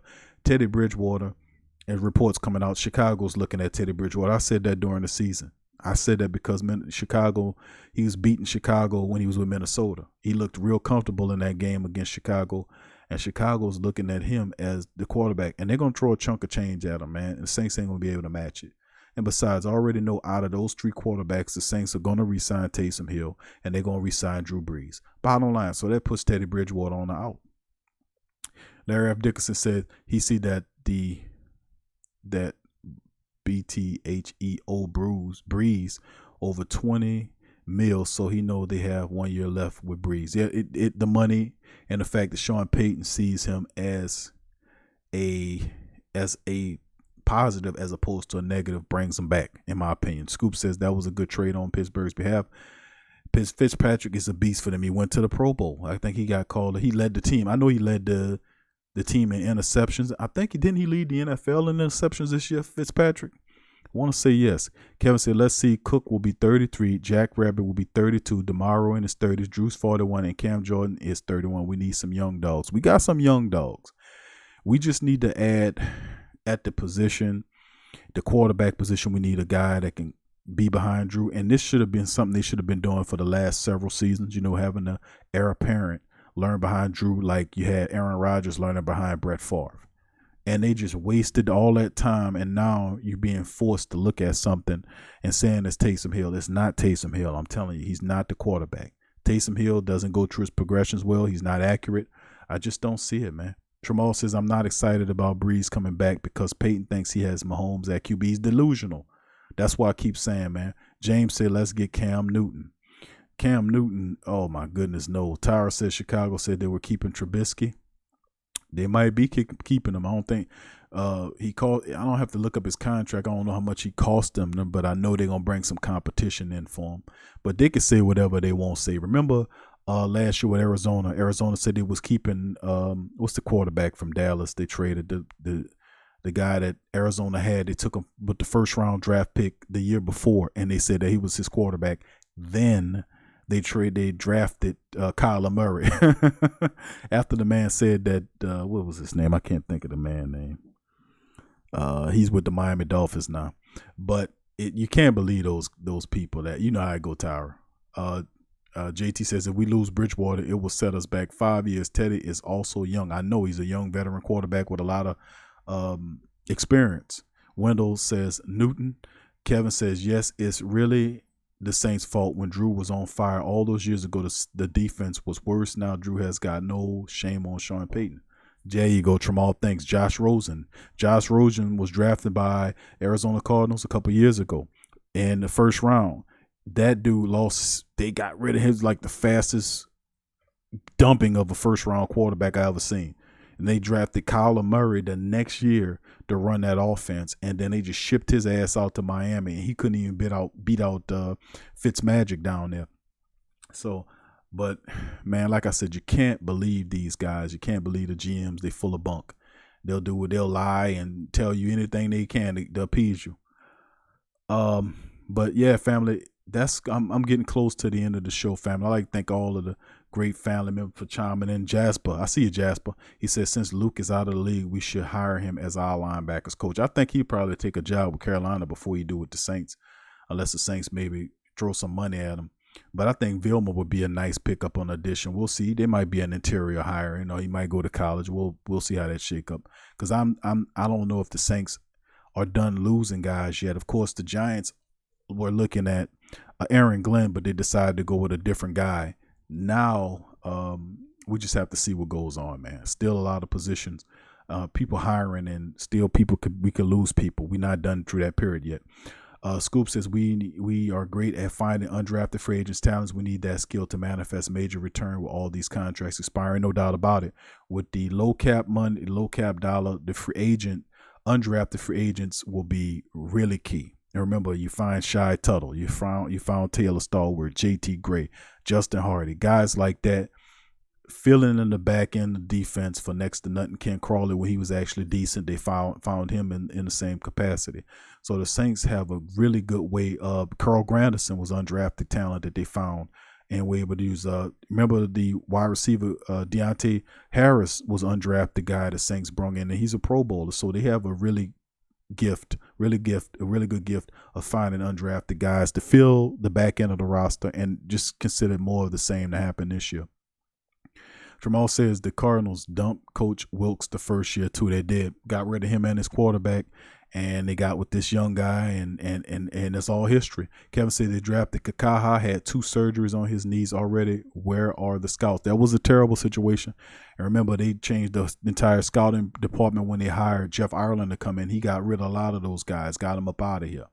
And when Ryan Pace left, he took a lot. Remember, Pace was the guy that was running the scouting department. He was one of the Saints' top scouts at one time, and he took that GM job and went up there to Chicago. Now, Jeff Ireland came in later, and then he established his own scouting job. So that whole Kikaha thing, he had like 19 sacks and led college that year with 19 sacks, but he was employed and terribly wrong. They had that man lining up at linebacker when he never did that before. His greatest gift was to put his fingers in the grass and get after the quarterback, and they had him dropping back in the coverage. They were just complete morons, man. Tramal says Cardinals dump Coach Wilkes. Mr. Poplar says, why not hire Vilma? I agree with you. I think that's a great idea. Larry Fab Dickerson Sr. says Breeze is going to make us lose a lot of people. We'll see how they handle it, bro. We'll see. I know Breeze is definitely going to come back. We're going to see what the numbers look like, even though he don't take a pay cut. Lance Keller says, hey, Kevin, blame Drew Brees. When he was on fire, he was getting all that money. Hard to build your team when your quarterback is greedy. Drew does not take pay cuts. Tom Brady does. That's why Tom got all the hardware. Drew got all the records, and Tom Brady have all the hardware. Kevin says Saints need to hit on the draft on offense. You can't keep relying on undrafted free agents. Joey, who that to you, baby? I see you. Tramal says facts. James says Travis Cadet is available. I know he's a major fan of him. DJ says, hey, Big Q just got off from the Pelicans game. What up? What up to you, family? I seen it. 138 to 132. That was a really exciting game, man. I was watching portions of it while I'm live streaming here. Wendell Leslie says facts. But that's the great thing about it, man. We just have to keep an eye on and an ear to the ground to see exactly how the Saints handle these moves, because it's coming. Tramal says Breeze is done. Let's move on. 13-3, 2 consecutive 13-3 seasons. We love the regular season when it gets us to a point, but what good is 13-3 if the team is failing in the first round or the second round or failing in the NFC conference game, like what it did against the Los Angeles Rams, where the Saints actually, missed on several opportunities, play calling, running the ball, catching touchdowns in the end zone, stuff like that. They just fell on it.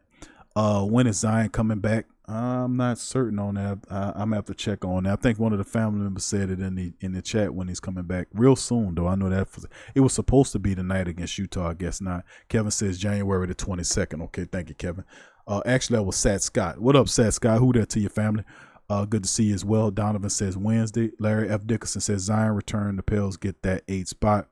Might even go a little higher than that, man. The way they playing right now, man, they are only 10 wins from 500. They 16-26. They didn't battle their way all the way back up to 10 wins under 500. Taking one game at a time, they'll be able to catch that. There's plenty of basketball left to play. Let's see. On the 22nd. Okay, thank you for answering that question, family. But we're getting to the portion of the show, family. I'd like to thank all the beautiful Black and Gold family members for chiming in. Remember, I'm going to reinforce a lot of these topics for the Saturday show when we go 3 hours to the Dome on a Saturday show at noon on this channel. Remember, no, they won't trade Holiday, Kevin. But like I said, we'll cover that. We also have the Pelican post-game report that comes on before the Sports Coma, and also the the Tough Tiger Talk show. I'm sorry, I'm getting it mixed up. The Tough Tiger Talk show comes on this Saturday morning before the Sports Coma. So all the Tiger people, if you guys love the LSU Tiger, we got a lot of talk. We're gonna talk about the Odell Beckham situation, the fact that Dave Aranda has taken the Baylor job. We'll cover all of that. We'll have interviews, all of that on the Tough Tiger Talk. That'll be on Saturday morning before the Sports Corner. So if you're interested in covering that Tough Tiger Talk, please go to our Tough Tiger Talk YouTube channel. It's the same title, Tough TUFF Tiger Talk, and subscribe. And you'll be able to catch the show. We'll cover that. Then we have the Sports Coma that'll come on at noon on Sunday. And Friday is the Pelican Post-Game Report. We recap the entire weeks of Pelican action, interviews, breakdown, stats, as well. We'll cover that with all the great news about Zion. We got all that. We'll cover that tomorrow. Friday night, we'll have the whole week recap and all this great stuff will be happening this weekend. So I just like to thank you guys for joining in as well about tonight's show. Usually be Wednesday. I couldn't do it. I was a place where the internet was real bad, but it still ain't as good as what it is, but a lot better than what it was then. I still been able to put on a show. Let's see. DJ says, hey Q, what do you think about the wide receiver we signed? I think he can really help. The guy has some special teams acumen to him. He might have on a return game. He has pretty decent speed. He has pretty decent hands. He's a smaller wide receiver, but it's a future sign, and this is somebody to look out for. Like we was looking at Deontay Harris next year. I think this guy who has some experience, man, he was with the Patriots. He played with the Redskins. This dude could definitely help. We'll keep an eye on him coming into the camps, the upcoming camps later on in the year. So it could be interesting. Larry F. Dickerson says, catch the Pale game Saturday. Ticks as low as $9 to play the Clippers. That's crazy because the Clippers, with all them stars and everything that's going on with them, to catch them that close. The Pelicans right now, you can be, before Zion get back, you ain't gonna be able to find a ticket available. I'm telling you, so you might as well get them right now. We got a couple of people in the Pelican organization, man, that really give me good rates up there. But hit them up, man. And see if you can get in there. Some really good basketball. They playing really good basketball right now, man. I love how they playing. DJ says my birthday is on the 23rd. Big ups to you, DJ. Happy birthday to you. Ramsey Wars, who that to you? Say, how aggressive do you think the Saints will go to try to get Burrow? Kind of late in the game, Ramsey. You coming in a little late. We covered most of that, family. You can hear it on the replay. But now that the Carolina Panthers have gotten Brady from the LSU Tigers, you better be really aggressive, because Carolina has an eye on seeing if they can acquire Burrow and team with Christian McCaffrey, and you're going to really have problems then. Sad Scott says I like him. Alexander going to be good, but he has to develop more. Need that bet in Drew. Drew got to step up. Drew going to be there. Trust me and believe.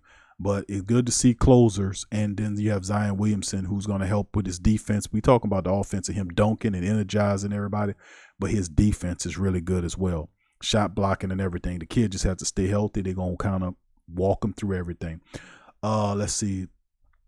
Sasuke, is true that vet in playoffs. DJ says making 26. Okay, good. Who that to you, DJ, on your birthday? Happy birthday to DJ, 26 years old. Toby, who that to you? Toby, I see you in the building, family. Good to see you joining in the chat. But I'd like to thank all the beautiful Black and Gold family members for joining us on this live stream tonight. Thank you guys, over 60 in the chat. Please hit the like button, family.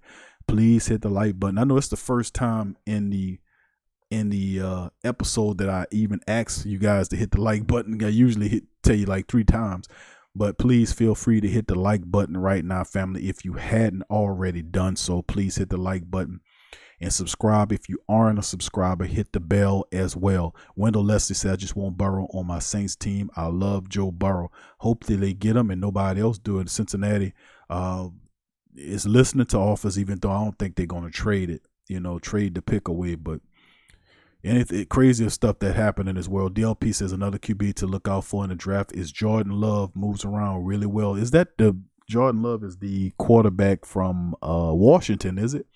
Isn't that the Washington quarterback, Jordan Love? Is that DLP? Is that Washington? University of Washington? I want to say University of Washington. It might not be Washington. I know he plays. I forgot his team. The uniform colors are, isn't it purple? I want to say so, but I want to say if he's from the University of Washington. I watched that kid play. That dude is he looks pretty interesting too. Really exciting. Utah State. Okay. All right. Yeah. I seen that guy play. That guy could play, man. He could use a little seasoning, but man, that dude is exciting, man. That Jordan Love dude, man. John Gill says Lonzo Ball shooting that rock. Not only is he shooting that rock, but he is distributing the ball as well. And when he's distributing and playing defense and running the floor like that, he's a rhythm player. And he just electrifies everything. And it's a combination of players, the reason why they're playing so well.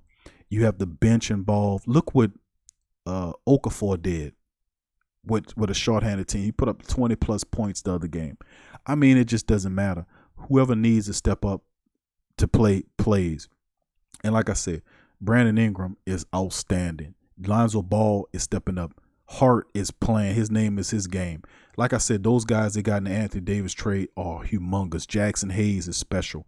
Derek Favors is awesome. Derek Favors needs a contract extension, and so does Brandon Ingram. We cannot lose Derek Favors. That dude is so awesome, man. How he plays in the paint, super smart, real crafty. He gets the rebounds, gets offensive rebounds. I'm telling you, man. We talking about BI. I got you, Sad Scott. But man, Derek Favors and those guys are just awesome, man. The bench playing really well. Griffin did a great job with this team, man. You just got to keep it going, man.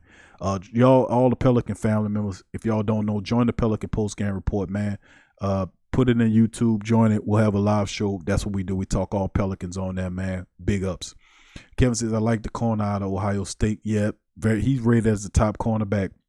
Wendell Lester says a nightmare scenario, Big Q, Joe Burrow and McCaffrey. I know you will not be able to do a damn thing with them. If you had, that's just two of them. You're not talking about DJ Moore. DJ Moore could become what Jamar Chase became for LSU. Think about DJ Moore. When he came out of Maryland, this dude was fantastic. I remember him up in Maryland with the Terrapins, tearing up people downfield and everything. He had some injuries, but DJ Moore was special this season for Carolina. You give DJ Moore, who could be a Jamar Chase type of dude with McCaffrey back there, and then they draft and put some more pieces around him. Boy, Carolina gonna run past you fast, man. Dickerson says Peyton still believes in Breeze. We gets no QB. Sad Scott says B.I. that dude. DLP says Love is underrated.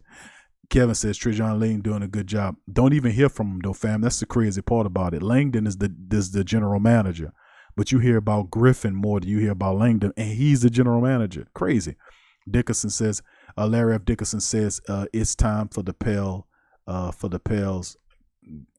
get a true 3 max out of Ingram. They got to pay Ingram, bro. Got to pay him. Saskis, I like C.J. Henderson from FU. Okay, I got you. DJ Austin, who do we get for a fullback, Big Q? For a fullback, that's undetermined. Probably find an undrafted guy that can come in and help out, man. It won't be somebody we draft. It will bring in. Well, they had Shane Burton that came in last year to compete with Line, so you might get him back here because you had Ortiz, the guy they picked up. He played formerly for the Falcons, and they brought him in as a practice squad player. He made the active roster. They just didn't utilize the man. So more than likely, they'll probably find a replacement for him in when the camp start up again. Shane Burton was a guy that they brought in to compete with Zach Line. Now that Zach's gone, you'll get some people that can come in. But hopefully it's a guy that kind of was like what Michael Human was. He could play third tight end for you. He could play fullback for you, and he could be a lead back if you need him. Hopefully it's a versatile guy like that they find who can catch the ball out the backfield like a fullback. He has to be that kind of weapon because the Saints could utilize that, get the most out of that fullback spot if they can find somebody like that. Kevin says a lot of talent in the draft. We need to hit every pick. School says Burrow will not be a Panther. Kevin says, hey, Q, do you think about the Saints drafting Queen out of LSU? Patrick Queen, man. That'll be awesome. But it's that thing about Sean Payton not drafting LSU players. But the Atlanta Falcons taking LSU players right and left. Right and goddamn left, they taking them, but the Saints passing on them. So Queen would be an interesting pick. I just don't know where he would fall at. If you had guys like Michael Divinity Jr. or Chason, if those guys come out, you gotta look at them being like day one picks. Or maybe I don't know what Queen falls at. Maybe he's a third day pick or maybe a third round or fourth round pick, but he should be available in the later rounds if he's there. I mean, not a bad pick if you get Queen, not a bad. He got a lot of heart, man. DLP 2600 says yes. He's that dude really good with size and moves because he's played at a small school. People are focused on other guys. He could be a steal. I know Love is special, man. You got to keep an eye on him. A lot of people thinking he'll go in the first round. They saying at least 5 quarterbacks are going in the first round. Mr. Popular says, I would love to have Queen. Kevin says Patrick Queen is fast and physical. More the same from them great linebackers that coming out of LSU. I don't know where he falls at, though. I've seen several mock drafts that have him positioned at second, third, and fourth round, somewhere in there. I mean, we'll have to see. But I wouldn't be mad about it. But I don't think the Saints utilize a pick on a linebacker unless he's somebody they really like. Because that's a position that they usually will fill like in the undrafted market. But we'll see, man. It's a lot of things that can happen, dude. It's a lot of stuff that happen. They definitely need to upgrade speed and physicality at the linebacker position anyway. Craig Robinson is getting old. AJ Klein is old. Demario Davis is still balling, but he in his 30s. And then you got to look at Alex Anzalone, who's young but always injured. So the Saints going to definitely have to look at people like Colton Jumper and Sankey and guys like that for going ahead. Sad Scott says Ricky Ortiz pretty good at fullback. I try Moss from LSU at fullback. What do you think, Q? Interesting because you can utilize him to block and catch out the backfield.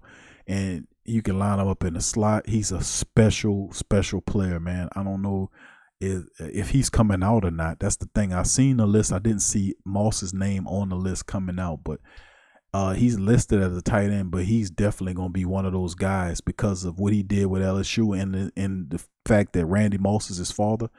Man, it's going to be interesting. I don't know what his 40 time is because that's going to tell a lot about who Moss is. How fast is he? Patrick Queen is very nice play, probably a late second to fourth round pick, says DLP 2600. Kevin says Queen and Davis at linebacker fire. Scoop says Derek, they will have to break the bank since he needs a QB real bad. They still got Andy Dalton up there. They would have to trade Andy Dalton, or they can still keep Andy Dalton and just draft Joe Burrow and then play Burrow, like the Giants did with Eli Manning, or it's several, and people not taking account that, yes, they got a lot of free agent quarterbacks, but you got to think about it. They got quarterbacks that's under contract. It's like several really good veteran quarterbacks that are under contract right now that might get traded. You're looking at guys like Andy Dalton. You look at Phillip Rivers. You're looking at guys like Eli Manning and guys like that, that people would utilize, like some of these veterans would fall right in certain systems. So Cam Newton is another one. Cam's under contract, but he could be traded. So it's like several really high profile quarterbacks that could be moved around. This could be a very special NFL offseason, man, with the veteran quarterbacks, Cam getting traded, Andy Dalton, Phillip Rivers, and then you have all these really good up and coming quarterbacks coming into the league. They're looking at several in the first round, perhaps. So it's going to be a lot of movement, man. No doubt about it. Might get lucky and keep Bridgewater, but I don't know. The Bears got the eye on him in Denver too, so that's another report. Let's see. The Saints should let us draft the player, says Kevin. LOL. We wouldn't hurt him. I tell you what, Derek says, Big Q, what are the chances of us packaging a couple of our late picks to get in to the second round? Very interesting question, Derek. I don't know the chances of the Saints moving into the second round. That could be interesting, depending on if they see anybody that they like in the second round. Because remember, the last several seasons, they have the propensity to move up into the higher rounds. They did it to take Davenport when they moved up. They did it with McCoy last year when they seen him there. They moved up. So you have the opportunity. They do have the opportunity to do that, to package picks to try to move up as well. So the chances are there because they've been doing it, and it's like they've done it like the last couple of years, consistently moving up in the draft to find players that they want. So I wouldn't say that would be a low chance. I say the chance would be pretty good that they could do that because they have a history of being aggressive, moving up to go and get players that they like. Kevin says, now watch the Saints go and make a stupid draft pick. Hope not, bro. Larry says, hell probably come out because our LSU lost their OC and DC. A lot of people staying in place, so we'll see who their replacements are. But the Tough Tiger Talk show will kind of break down some of the replacements who will replace the offensive coordinator and defensive coordinator in LSU. So they have other people that are in place that's ready. They knew that they were prepared for it, unlike stupid Peyton. Ramsey says, Q, sorry catching you late because I'm at work, but what do you think about the Saints schedule for next season? I read it on the previous show. Got a very tough schedule, man. The Saints going to have to bring it, man. They're going to have to bring that balanced attack. Clavon Chasen, middle linebacker, and Jacob Phillips, left backer. Those two guys are thumpers. Either one, just plug them in and let them roam with Double D. Yeah, I know Chasen is a absolute beast. He kept Lawrence uncomfortable the entire game. Him or Michael Divinity Jr. coming off that. I mean, they got to him like maybe once, I think it was, but boy, they were just making it really uncomfortable for him back there. Larry F. Dickerson says LSU won't look the same next year. Guys are going to declare early. They are deep. They had a fantastic signing period last year when Michael Stingley headed the class. This year they have a really excellent class as well, and it's going to get better. Plus, trust me, they're going to replenish a lot of talent. People were really big on Jefferson, but people don't understand the real noise maker. Some of them were saying that the best of the wide receivers wasn't Jamar Chase or Jefferson, but they were saying it was Terrace Marshall. And you have Terrace Marshall is a beast. You're going to see, man. You're going to see. Then there's Racy McMath and Stephon Sullivan. And then they have these terrific groups that's coming in this year. The LSU Tigers will compete. They already disrespecting the Tigers by placing them like in the draft, in the rankings. After they won a championship, they dropped them all the way down to 5 and put Clemson up at number 1. You know, they don't know shit from Shinola with dealing with LSU, man. They're just a bunch of fools. Kevin said the second round pick missing will hurt this year. Ouch. Sad Scott says LSU roster is stacked with 4th and 5-star freshmen and sophomores. Won't be a drop off. That's what I just said. Thank you, Sad Scott. They are deep. Kevin says if we get Chase Young, if we could get Chase Young, yeah, that would be real awesome, man. Davenport, Chase Young. I guess you would have to move Cam to the interior lineman, huh? LSU is loaded for next year, no doubt about it. Saskatchewan, what do you think of Jefferson leaving? Devontae Lee, that dude reminds me of Dez Bryant. Special commodity. Jefferson is time, man. He's special. He showed, and they wasn't even thinking that he was the special of the Jefferson brothers. But this guy, I mean, he's not terribly fast, but he has terrific hands. He has a way of contorting his body to adjust midair to make catches. And, I mean, he does the work, too, blocking upfield, really intelligent. He has a good attitude. You know, I just like Jefferson, and I think he was the perfect complement for Chase. But LSU, I mean, I think Terrace Marshall is going to be something really special. And as well, so like I said, McMath, Racy McMath, Terrace Marshall, and with Jamal Chase, and then of course you got the other young guys that's coming in. Man, LSU's not slacking for talent. They're gonna dominate just like Alabama did for some time. So it's gonna keep going down. All right, but yeah, that's a good comparison though. Dez Bryant, the build of it and how he does his game mimics Dez Bryant a bit, the size and how that's a fair comparison. Sat Scott, good comparison. But man, we talking all kind of stuff, man. Big Q, Scott, Big Q. I thought Chase was coming out, bro. I would run to the podium to make that pick for the Saints. LOL. Chase, you talking about Chase Young coming out? Sad Scott, is that what you're talking about? Kevin said the recruits that LSU have coming in is fire. They got one of the top classes in the country this year. And what would you expect after a campaign like that, man? Sub-Zero said I'm just ready to move on to the next quarterback era in New Orleans to see what it takes us. Yeah, we'll see, man. But Drew Brees is not ready to go. No, the Saints are not really ready to move on without him. So let's just be a little patient in that front. But we're going to have fun talking about it like we always do with everything, family. We keeps it real here. We have these great discussions at the Great Saints Think Tank, man. And we just forever moving forward and moving fast, man.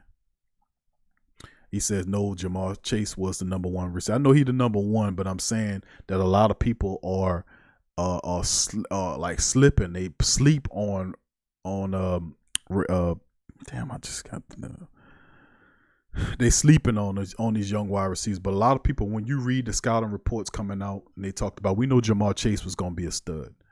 But the guy that they really talking about is Terrace Marshall. Like a lot of people, it's like Terrace Marshall. Trust me, his potentiality to do is going to be something special. A lot of people might not know who Terrace Marshall is, but he number 6 for LSU. So it's going to be interesting, man. Just watch and see. He showed into some big plays. He caught a touchdown or so in the championship game, and he showed up. He got hurt a few times during the season, but the dude is pretty damn good. He said the other LSU wide receiver. Yeah, I know Chase is the man. We know about Chase, Chase and what he's done. That's just that's nothing else but the potentiality in Terrace Marshall. Before you even seen Chase, what is it they're saying that as good how good Marshall could be every good as Chase. That's what they were saying. So let's see if what they were saying is true. I've seen some potentiality in Marshall. I think he's terrific. Chase is showing you some great stuff on like past some Jarvis Landry, Odell Beckham Jr. type stuff. I mean, this kid's like ascending, man. He's just like on another level. So, but it's still a good problem to have no matter how you look. But it's like we just have to follow that. But all my LSU people, you know, I won't kind of alienate my Saints people here. But if you want to talk that Tiger Talk stuff, just go join the Tough Tiger Talk YouTube channel. subscribe, man. We talk about LSU and stuff like that. I have Mozzie 5 on there. He'll be dropping it, and we'll go in. I'm gonna play interviews. All that's gonna happen Saturday morning before the Sports Coma. So if you want to hear the show, go subscribe to Tough Tiger Talk. We'll be covering all that, man. I know, Kevin. Yeah, Ohio State stacked too. I know it's gonna be a battle, man. Clemson, Ohio State, LSU all over again. It's gonna be something. He said, I can't believe Kalen Hill returned to state. I'm still scratching my head on that. I don't get it either. Maybe he feel like the pool of wide receivers coming out will kind of impact his draft status as well. So a lot of these guys making these decisions based upon that. I know that's why Tua did it. Tua had a decision to make whether or not he was going to come out this year or wait till next year. He chose to come out this year because he knew Trevor Lawrence is coming out next year and Justin Fields is coming out next year. And those are two big quarterbacks with size, that's accurate as he is, that are pretty good as he is. And he just made the right choice to come out this year. So it wasn't a dumb decision, I tell you what. But anyway, family, thank all y'all for calling. I mean, not calling, but being in the live chat for the Sports Coma. I really didn't open up the phone lines tonight because my internet connection wasn't too stable. I'm away from my home. But when Saturday come, we'll be back in the building, back in the studio, back to business. And I open up the phone lines. I had the family call in with questions, concerns, and comments on our Saturday show. So we reached about 2 hours. I know it's a Thursday night. It's a work night for many. I appreciate y'all for coming in the Great Saints Think Tank and speaking some football with your dog, with your boy. Kevin says, if you really look at it, Ohio State's got robbed in the Clemson game. I seen that. But there are a lot of people like Clemson for whatever reason. But I'd like to thank all you beautiful black and gold people for chiming in today on the show. And as always, please hit the like button. Please hit the like button. Please hit the like button. Please hit the like button. It helps out the show in tremendous ways. Please hit that like button. But also thank the family members for everything that y'all do. Thank you for the donations, Derek and others, for donating to the platform. Remember, if you guys go to the Pro Shop, check out the Pro Shop. The link is in the description section below. There are several great ways that you can contribute to the platform. You can buy gear from the Pro Shop. Remember, not just t-shirts, but they're hoodies, long sleeve shirts, stuff for the children. They're coffee mugs. If you're a coffee drinker, they got really great Saint theme, Pelican theme, and LSU Tiger theme gift mugs there. There's the new collection of Q-isms, as they're called, which are build your library. My little sayings I like to say. They got another one coming out, I think next week. They said when I always say falling through the floor. That's one of they just went and picked the favorite sayings that I always say, like 8 Ways from Tuesday and build your library and falling through the floor, and they just took all that, and designers did a really great job of making t-shirts out of them. They call it the Q-isms collection, or my little Q-isms, I guess. So that's available at the Pro Shop as well. Y'all can check that out and look around at it. But like we said, gifts for the Pelicans, Saints, and LSU Tigers. There's a new line of shirts coming out called the Stand Up line, which is Stand Up, Saints Nation Stand Up, LSU Nation Stand Up, and they got several other shirts that saying the same thing. That'll be coming real soon. God is a Saints fan, Volume 2. The DAT Slap Volume 3 will be coming out in another month or so. So we got a lot of different stuff coming out for the platform. So remember, if you really want to support the platform, go to the Pro Shop and get some gear. That's a really great way of helping out the platform as well. Also, just to give a big shout out to all our great and beautiful Patreon members. If you love the show, you can contribute in another way. It's called becoming a patron of the show. When you go on patreon.com/the PRO Media Network, there are 4 options you could choose from, where you could choose $1 or $5 or $15 or $20 or a month. So a month, it gives like $5 a month to the platform. That money is then utilized to build the platform up so we can create more content, more shows, just to have more content and to be able to deal with the family. And trust me, it works. It goes a long way in helping out the platform. So we got great people like Derek and Devin. I think give Devin a big shout out. He just upped his pledge from $5 to $20. So we got Dada there as well, 220-star members in the building, and all of our other great people as well, like Demi and Sean and everybody, Kelly, just great people that, that's taking that next step in the next level to kind of help out the show. And also other ways that you can help out as well, besides becoming the Patreon, is sharing the show links on Saint fan forums. Miss Sexy Blacksmith is a really big user of taking the show links and putting them in like 20 different Saint chats or Saint groups. On Facebook, they got all the groups. They do that. They just put it in the groups, and that helps out the show a lot to help build up people. So that's another way of contributing to help the show as well. Remember, we have the audio feeds that we have where you can listen to the Sports Coma, the Pelican Post Game Report, Ring Kings Boxing, or Tough Tiger Talk. This is our visual platform we're using. We also have an audio platform where you can listen to the shows on that as well. So like I said, it's a lot of great stuff, man, to talk about that we've been doing, we've been putting down and laying out. Also, just to let the family members know as well, is that the Great Saints Think Tank Facebook group is now available. If you want the link, go to the community section and look for it, because it'll be available in the community section link, and you can go there and join the Great Saints Think Tank. The Sports Coma is called the Great Saints Think Tank Facebook group. So you can go there and join up to it, and that'd be a way that we can share articles, we can talk off our show, or we can get into it. And I'm working on some other stuff. I got your message, Kevin, about the I forgot what you said, the medium, but we looking into it. We doing a few things, so just kind of be patient with us here. We got a lot of stuff that we cooking up, some reports and stuff. We, like I said, your boy churn out like 20 something podcasts a month, so we doing a lot over here. So just be a little patient. We working the social media stuff, getting that all together. So like I said, with all y'all support, this is how we make it happen, man. This is how we make it happen. Larry says, make the sound the alarm shirt. I'm gonna have to do that. I take everything y'all say, man. Trust me, when y'all tell me something, man, I mark it down. And I ain't one of them dudes that just let it go out one ear out the other. When y'all tell me and y'all give me great out, there you go. See, Kevin says Telegram. Working on it, Kevin. I think I shot you a message saying that, fam. DJ said Pelicans. He said, hey, Q, one more thing. We have to make an intro song like you do for the Saints. I'll work on it. I think I got Suede in the building. I'm like, yeah, that's Suede. We need a Pelican song, bro. You heard me, Suede? I know you're listening to the show. Suede, we need a Pelican song. DJ said we got a Saints song. We need to be a Pelican song. We got a full-length Sports Coma song too. It's a full-length three verse song with hooks and everything for the Sports Coma. That should be coming out real soon too. Like I said, a lot of stuff behind the scene we working on, fam. Kevin says Telegram software is silky smooth. Okay, I got you, Kevin. Trust me, I'm listening to you, brother. Kevin said kickboxing. I got you. Let's see. Kevin said, I enjoyed talking football with y'all. Big ups to the family as well. DJ said, you're welcome, Big Q. See you later. Thank you, fam, for that, man. So, like I said, family, we're working on it. But remember, to help the show out, you can feel free through several ways. Go to the platform, the Pro Shop, and buy merchandise.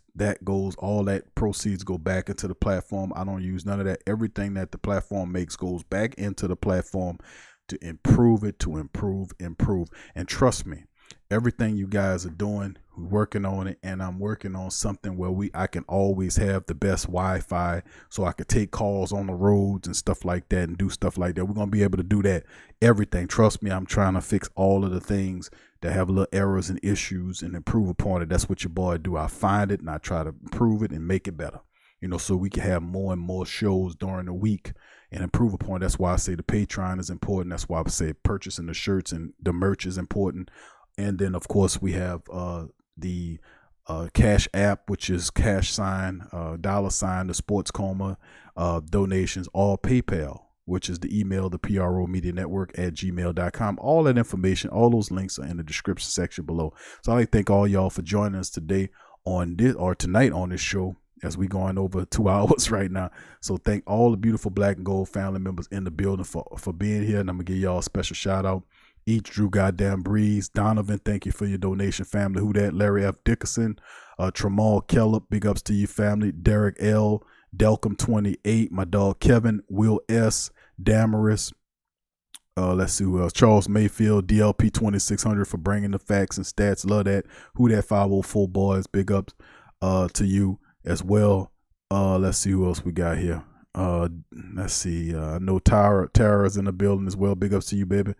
JT, big ups to you, family as well. 985J in the building, my dog there. Thank you for joining us tonight. Lance Kelly, big ups to you, fam. My dog Scoob. Travis 504, big ups to you as well.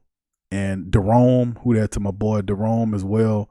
All of the family members, man. As usual, B Chris, big ups to B Chris in the building tonight. Trail Hatch, big ups to Trail Hatch in the building. Good to see you, family, as well.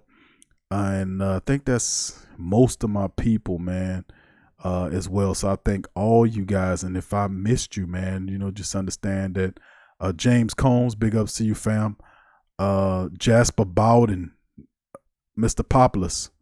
Mr. Populous told me last show that I was pronouncing his name wrong for I don't know how long that man been listening to this show for a long time, man. I've been mispronouncing that man's name the whole damn time. He said he just put his head down and shake his head, man. I was like, Mom, I'm sorry, brother, I'm sorry. But I tell you what, once I got it, I got it. So Mr. Populous, big ups to you too, family. Joey and Isabella, the family in Florida, big ups to you. DJ Austin, Wendell Leslie, let's see, Sat Scott, Ramsey Wars, Toby, I see you there, Toby, big ups to you. I think I mentioned John Gill. If I didn't, big ups to you again, family, as well. And I think that's all my beautiful Black and Gold family members, man, as well. So let me see what else here. Sub-Zero, big ups to you, Sub-Zero, man. How could I forget my dog Sub-Zero in the building as well? So let's see. All right, Kevin says, I emailed you, Q. Okay, I got you, fam. All right. Papa Slim, who that to you? I see you, Papa Slim. He said, who that nation? I love y'all, man. We deserve better this year. That's right, fam. We're going to get them, though, family. But thank all the beautiful Black and Gold family members for chiming in tonight, man. I'll see you guys on the Saturday show. Sports Coma, 12 o'clock noon. Saturday, we'll go over a lot of these topics. I will open up the phone lines. We'll have a free fall, whatever you guys want to talk about with Saints. We'll open up the lines. I got a few interviews I'm going to play, hit you with some news, and then open up the phone lines for the Sunday show. The Tough Tiger Talk show will be an hour before that. We'll break down a lot of the Tiger Tough Talk LSU stuff. Subscribe to that channel. We'll break down the latest happenings on LSU. That's an hour before the Sports Coma on Saturday. And, of course, Friday, tomorrow is the Pelican Post-Game Report. Recap for the whole week with interviews. We'll have DC on there. We'll break it all down. Live line is open for call in. All the shows, live lines will be open for call in. So support the platform, man. I love y'all. Appreciate all that y'all do and y'all support. Big ups to y'all. Peace. Love you. Who that out. Yeah. Well, all right. Like you always say, welcome, welcome, welcome. #1 sports talking D. We ain't like the Falcons, we won't blow the lead. Look, all we talk is who that, who got cut and who back. Rookies and the vets, players you should look at. It's the Sports Coma, you don't wanna miss it. Got the pre-game, party, post-game statistics. Get a visit from Sway, maybe DC or 5. It's the hottest thing smoking, Big Q and the guys. Go to YouTube Live, make sure you subscribe. Interviews inside the Saints locker room high. Talk to Drew, Jordan, Zach, Peyton, New Orleans, who that nation. Best believe when I say we bleed gold and black. Ain't a miracle or rivalry could ever hold us back. No, Beastquake, Bounty Gate, let the truth be told. It's the Sports Coma, all we know is Saints Super Bowl. Yeah.